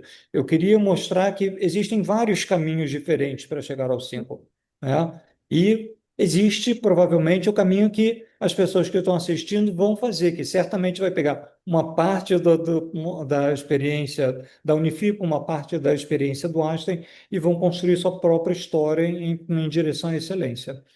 E eu queria, Cassandra, fazer uma inversão nesse momento, porque eu queria passar as perguntas na frente antes de Sim. falar um pouco do programa e fazer um fechamento. Você Não, perfeito. Você conduzir quer as que eu perguntas? leia? Sim, Sim, claro. na ordem Eu que vou, foram pessoal. chegando. Aí eu, enquanto Perfeito. professora, aqui tá Pessoal, ok. deixa eu só travar um áudio aqui que vazou. Espera só pronto, perfeito. A gente só vai pedir assim para as pessoas, a gente vai ler uma pergunta, a Cassandra vai identificar quem fez a pergunta, Sim, e depois vou pedir para os expositores fazerem respostas não muito longas, porque nós só temos 25 minutos. exatamente. Eu vou fazer o seguinte, para ser justo aqui, eu vou fazer na ordem, tá? Então, eu vou começar aqui com a Ah, pergunta da professora Norma, que é uma pergunta para você, Nicoline, falando do cálculo. Esse cálculo pelo método, agora eu não sei pronunciar essa palavra, Angoff, é isso? Ainda isso. bem, hein? Não errei tanto. Seguido da TRI, será feito a cada edição do Enamed? Não está claro para mim se será sempre 60%.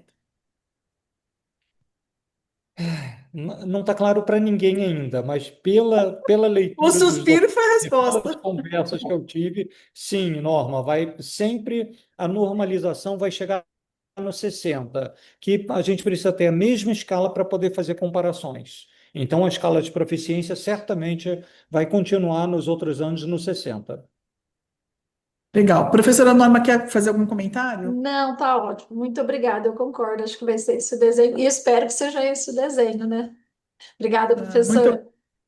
Muito obrigada, professora. Aí tem uma pergunta do Thales. Gostaria de. É uma pergunta para a Unifipa, para o professor André, e o professor que está junto, né, também, gostaria de saber quais as plataformas de casos clínicos que são utilizadas pela Unifipa. Na verdade, é o seguinte, quando a gente começou sendo rápido, a gente primeiro precisava convencer os professores, porque, veja, a professora Elda colocou lá, ela está fazendo um projeto de construção baseado na realidade do hospital, né? A gente sabe de tudo isso. Então, a gente aqui primeiro precisava sensibilizar os professores de usar uma plataforma. E a plataforma não tem nenhum problema, não tem nenhuma propaganda aqui da plataforma, mas nós optamos por uma plataforma que fosse a mais, que a gente pudesse ter acesso mais rápido a ela e até ajudar a construí-la, né? A gente participou com uma plataforma Paciente 360 graus. É isso que a gente está fazendo nessa plataforma. E a gente está fazendo o seguinte, a gente está perguntando aos professores, né, e a gente dá autonomia, porque nós estamos reinventando uma roda que já existe há muito tempo, né? Quando alguém entra no hospital com o Einstein, ele já entra com aquela, ou ele vai fazer aquilo ou vai fazer. A gente tem muitos professores aqui que estão, na pandemia, por exemplo, nunca tinham usado o computador para dar aula, então é diferente. Então, a plataforma 360. E hoje, a gente usa a plataforma 360 e os cursos aí escolhem para utilizar, mas o incentivo é que use em cada aula específica de 20 alunos, que use ali ao final da aula, né? As aulas, tem muitas aulas expositivas ainda, a gente está tentando reduzir as aulas expositivas e fazer a discussão em pequenos grupos. Muito legal. Eu não sei se o Thales quer fazer alguma consideração, Thales, só para a gente seguir aqui. Porque a próxima pergunta é da professora Ivonete, também para o pessoal de Catanduva, né? Que ele gostaria que vocês falassem um pouquinho mais, abordassem um pouco mais sobre os laboratórios de simulação realística, quantidade, estrutura e quais ambientes reais eles simulam, Sim, bem vamos como as lá. plataformas utilizadas. Primeiro, assim, a gente começou há algum tempo, né, quando começou a questão da simulação, né? A gente tem simulação básica, tá? Ninguém tem simulação avançada aqui. Nós não temos, porque eu acho que a questão do ensino, na minha questão, quer dizer, eu gostaria de ter bonecos maravilhosos que chorassem, rissem, tudo isso, né? Então, isso, a gente sabe que a questão de habilidades, tudo isso, não depende de investimento, obviamente, mas isso vem caindo ao longo do tempo.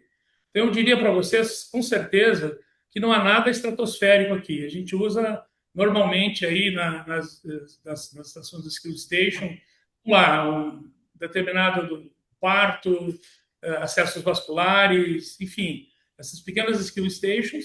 E agora, o nosso sonho, né, como está expandindo aqui o hospital universitário, os dois hospitais estão expandindo, são dois anexos, uma sala que é a sala dos meus sonhos, né? Que eu quero aquele boneco que chora, que ri, que faz tudo isso. Mas isso, na verdade, para o aluno em si, na minha visão como professor, tá? Ele tem menos importância do que a quantidade. Então, a gente tem uma quantidade grande de materiais, por exemplo, mas todos os materiais em que a gente pode comprar esse material. Porque assim que você compra, na verdade, eles atualizam dali a pouco. Se você olhar no laboratório de habilidades, você vai descobrir lá que eu não tenho o último modelo da determinada companhia X. Mas a gente acha também que isso não é necessário. A gente tem que improvisar algumas coisas. Então, o básico, ele é conseguido hoje com um investimento. E, claro, recentemente, né, eu fui muito contrário, por exemplo, às mesas, né? A gente usa também, professora Elda, a questão de colocar dentro agora das mesas o nosso sistema de apoio do hospital, né, para poder ver imagem junto aí. Mas eu diria que é o básico, Não tem nada de muito sofisticado. A gente estamos renovando, né? Porque isso custa dinheiro e a gente precisa renovar. Não tem nada de fortuna. São equipamentos, claro, que você tem que escolher aquilo que te dá menos trabalho do ponto de vista de reposição de peça, tem que ter reposição direta, né? Porque o aluno vai furar mesmo esses bonecos, quer dizer, ele precisa fazer isso antes que ele vá, aquela coisa de vai usar o aluno como, quer dizer, fazer treinamento específico, né? Então, por exemplo, rapidinho, quando ele vai para a terapia intensiva, ele já passa na terapia intensiva, no estágio comigo, ele fica 15 dias comigo lá, grupo de 5. Por exemplo, os acessos vasculares são treinados lá no Phantom. Nós temos os Phantoms comuns, que são baratos, né? Se você não tem dinheiro para comprar, você pode fazer uma geleia balística, que você consegue fazer, então não há motivo. O uso do ultrassom desde o começo, né? O professor Eldo com certeza está fazendo isso. O aluno hoje, ultrassom, na aula lá do quarto ano, No terceiro ano, quando ele dá aula da fisiologia lá, a gente coloca lá o ultrassom, o que o ultrassom trouxe hoje, né? Sempre reforçando a questão do exame clínico do paciente, que é o que mais importa. Então é isso, não tem muito segredo. Eu acho que não é que não tem muito segredo. Eu tenho uma roda que já existe e eu preciso reinventar a roda. É um básico que funciona. E é o seguinte, eu não tenho também um número grande de tantos docentes assim que eu posso renovar, né? Eu tenho certeza que o modelo do Einstein, a quantidade de professores, o que a gente procura fazer aqui? Os professores do curso clínico do hospital, da base clínica do hospital, eles sejam professores que já estão inseridos aqui na estrutura do complexo, entendeu? Porque é difícil você convencer alguém para vir para Catanduva para ser apenas professor. Quando eu falo apenas, né, quando eu pergunto para a gente, o que o senhor é? Não, eu sou médico. O senhor também é professor? Não, então professor, você sabe que no Brasil é professor. E é isso uma coisa indecente, né? A gente que forma as pessoas. Mas você só faz isso, né? Ou do tipo a questão da ser assim assado. Então não é, a gente tem que inocular esse vírus, né? Eu sou um homem velho, tenho 69 anos, espero 15 mais na minha vida dedicado a essa instituição. Então é isso que eu passo para os alunos, né? E para os mais antigos também. Então não tem muita inovação assim, coisas malucas, tá? Muito bom, professor Jorge, muito obrigada, viu? Tem vários elogios aqui, o pessoal falando até o último comentário da professora Sara, claramente o básico bem feito, dando excelente resultado, dando excelente resultado. Obrigada, professor Jorge e professora Andréia. A próxima pergunta também é da Sara, que ela coloca assim: como é a adesão dos estudantes desse escritório de internacionalização da graduação e de doutorado? Eu entendi a pergunta como sendo quando o aluno sinaliza que ele quer fazer esse programa, é isso? Né? Talvez Isso, como é a talvez adesão seja mesmo. isso. Isso. O aluno ele tem que se mostrar primeiro forte em pesquisa, tem que ter uma iniciação científica robusta, e aí a gente abre um edital, porque na verdade esses alunos eles vão com bolsa, eles vão com bolsa do Einstein, a gente que paga o programa de pesquisa lá, e eles vão com uma bolsa para conseguir morar nos Estados Unidos. E por esses 2 anos. Então, a gente faz um processo seletivo extremamente pesado. Se para entrar na faculdade foi difícil, esse daqui é mais difícil ainda. Tem entrevista em inglês, tem avaliação psiquiátrica, tem um board assim, com um monte de entrevistas, porque a gente tem que ter certeza que esse aluno vai dar conta de ficar 2 anos numa cidade que neva uma boa parte do ano e ele vai ficar isolado ali da gente, né? Por isso que a gente tem 2 bolsas anuais, mas nem sempre a gente manda o aluno. A gente tem que ter um match de o aluno ser elegível e ter um match com o orientador brasileiro e orientador americano. Muito obrigada, professora. Eu não sei se a professora Sara quer colocar alguma questão, senão eu vou para a última pergunta que está. Tem vários comentários aqui, o pessoal encantado com a potência do modelo, a professora Sara mesmo, encantada com a potência do modelo de ensino do Einstein. Muito legal. E a última pergunta que a gente tem aqui para você, Nicoline, é do Rafael. Ele coloca assim: quais são as dimensões pentadimensionais que serão testadas no ENAMED? Eu coloquei na pentadimensionais porque tridimensionais eu já falava há muito tempo. Se a gente olhar pelo artigo seminal do Perry, que definia competências como conhecimentos, habilidades e atitudes, essas de cara já são as 3 dimensões. E essas 3 dimensões têm que estar presentes no plano de ensino. Então, o plano de ensino tem que deixar muito claro quais são as competências que são hard skills mesmo, para que os estudantes consigam adquiri-las. Eu tenho que saber quais são as atitudes, e aí vamos para o ramo dos soft skills que ajudam ele nesse processo, e, obviamente, o conteúdo programático. Perfeito. Então, essas são as 3. Mas é muito diferente quando a gente faz uma questão para um determinado estudante, como aquela que eu estava falando. Você sabe desenvolver um raciocínio clínico com uma visão multifacetada na pediatria? É muito diferente fazer isso num postinho e numa unidade, num hospital de alta complexidade. Então, assim, o lugar, o contexto onde a situação está acontecendo, a situação problema está acontecendo, são muito importantes para a gente verificar se todos os skills estão presentes. A quinta, finalmente, qual é o verbo de ação que vai ser utilizado no comando? Porque o verbo de ação vai, né, é subsidiário ao um domínio cognitivo que foi escolhido pela pessoa que está fazendo a questão. E assim, se a gente pegar a taxonomia de Bloom, a gente pode resumir em 3 lógicas que todo mundo entende bem. Conhecimento e compreensão é a fundamentação científica, a análise e avaliação é a capacidade de construir diagnósticos e a aplicação e síntese é a capacidade de estabelecer condutas. Ou seja, o professor que vai fazer uma pergunta do ENAMED tem que ter clareza agora, nesse ano, o que realmente ele está perguntando. Ele não pode fazer uma pergunta genérica, esperando uma conduta, e que a resposta certa invalide ele, porque o aluno interpretou que era um diagnóstico. Então, essa daí são as 5 dimensões que estão presentes na concepção das questões a partir desse ano para todos os ENADs, ENAMEDs e PNDs. Corine, tem mais uma pergunta aqui, mas antes deixa eu só, não sei se você quer deixar para depois, eu estou colocando aqui no chat, depois a gente vai abrir para falar do nosso programa de ENAMED que a gente vai ter, né, a partir do mês que vem, mas deixa eu só fazer a pergunta, depois a gente volta para lá. A André está perguntando quais as dificuldades com relação à avaliação psiquiátrica dos alunos. Abriu aqui, doutor. Acho que essa vale para as 2 experiências, né, pelo jeito. Sim. Se vocês quiserem Bom, eu poderia responder aqui, a minha grande dificuldade aqui, eu entendi perfeitamente, né, a questão do Einstein, que ele faz lá uma entrevista, tudo isso. Num curso tradicional, normalmente, isso não acontece. Nós fazemos um vestibular e as pessoas entram. Qual que é a maior dificuldade minha aqui? Que durante o curso, a gente tem observado uma quantidade muito grande de distúrbios psiquiátricos durante o curso, né? Porque você não tem uma avaliação. Isso tem acontecido também na residência médica. A residência médica hoje, ela é 9 e é 1 do currículo. E a entrevista hoje, a entrevista na residência médica, ela é até descaracterizada. A gente não faz entrevista com nossos alunos. E aí o que acontece? Durante o curso, a gente tem apoio psicológico, psiquiátrico.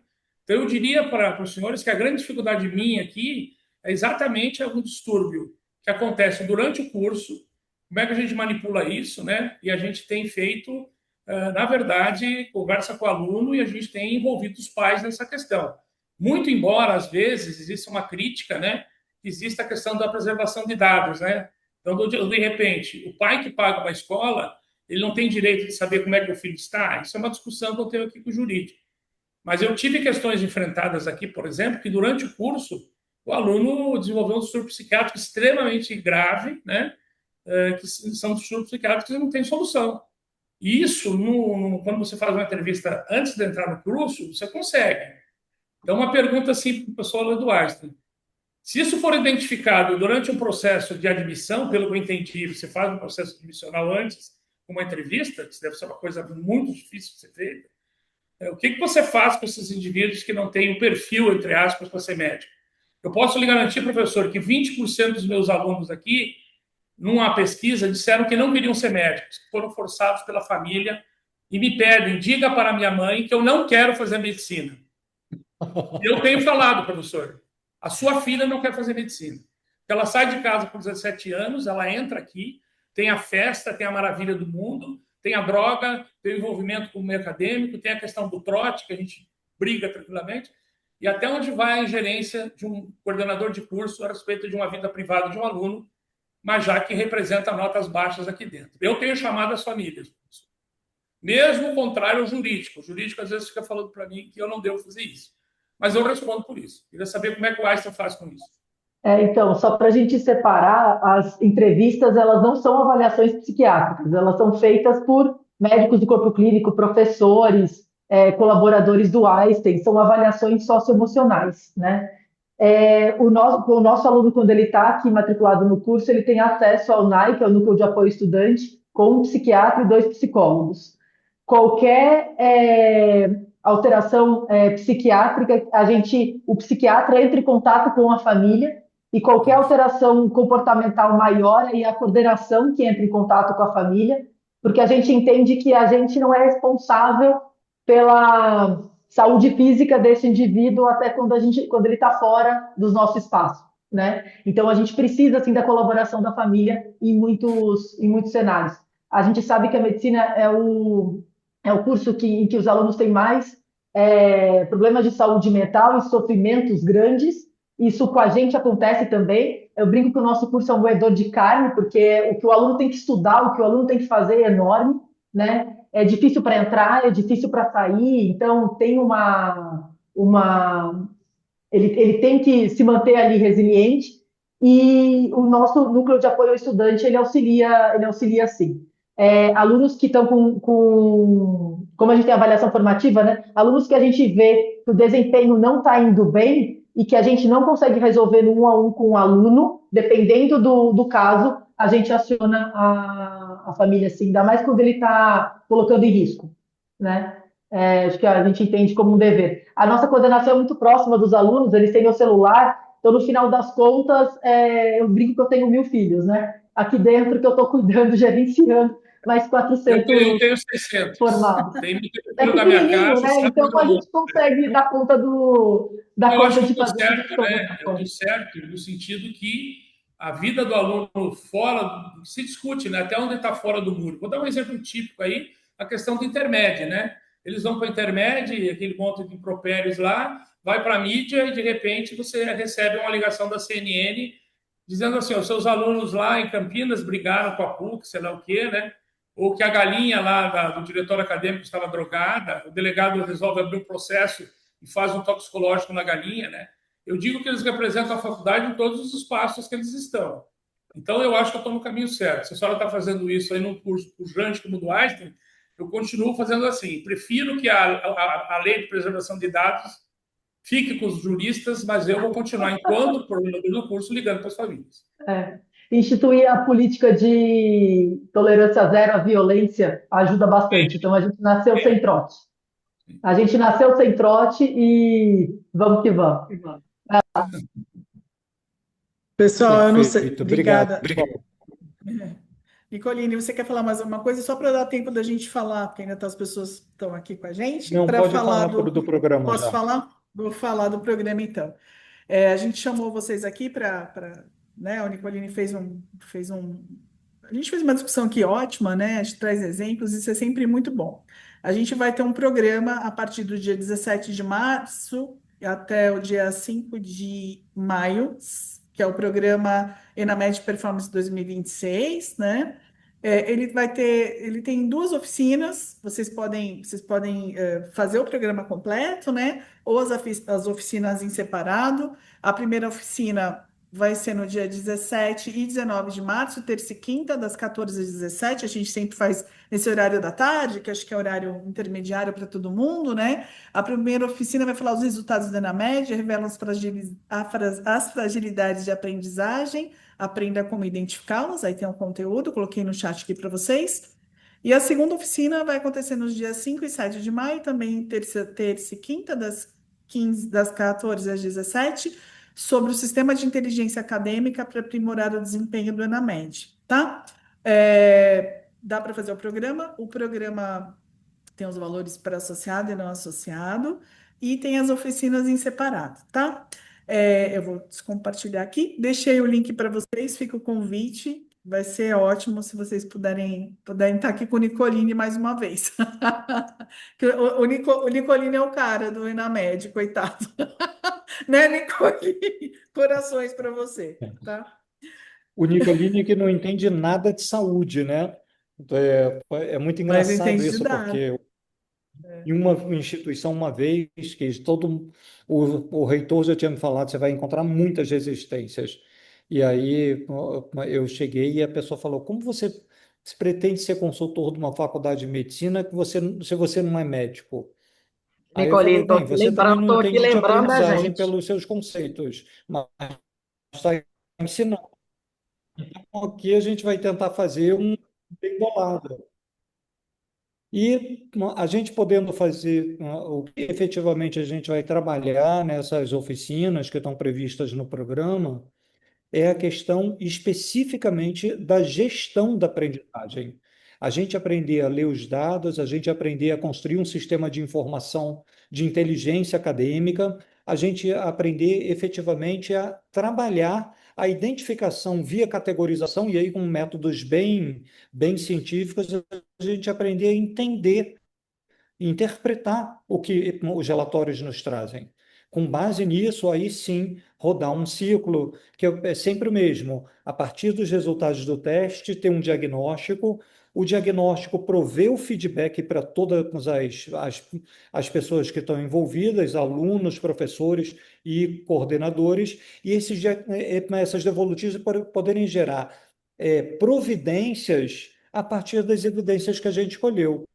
Então, efetivamente, essas duas oficinas são oficinas muito mais para vocês aprenderem a entender uma metodologia do aprimoramento contínuo, que é um conceito japonês, que é o conceito do Kaizen, da melhoria contínua, e a partir dessa melhoria contínua, a gente entender que o erro do estudante é uma grande oportunidade para a gente conseguir reposicionar e todo o currículo do curso de medicina. E isso vale para o curso de medicina, vale para o curso de administração, de direito, de engenharia e todos os outros cursos que vocês quiserem.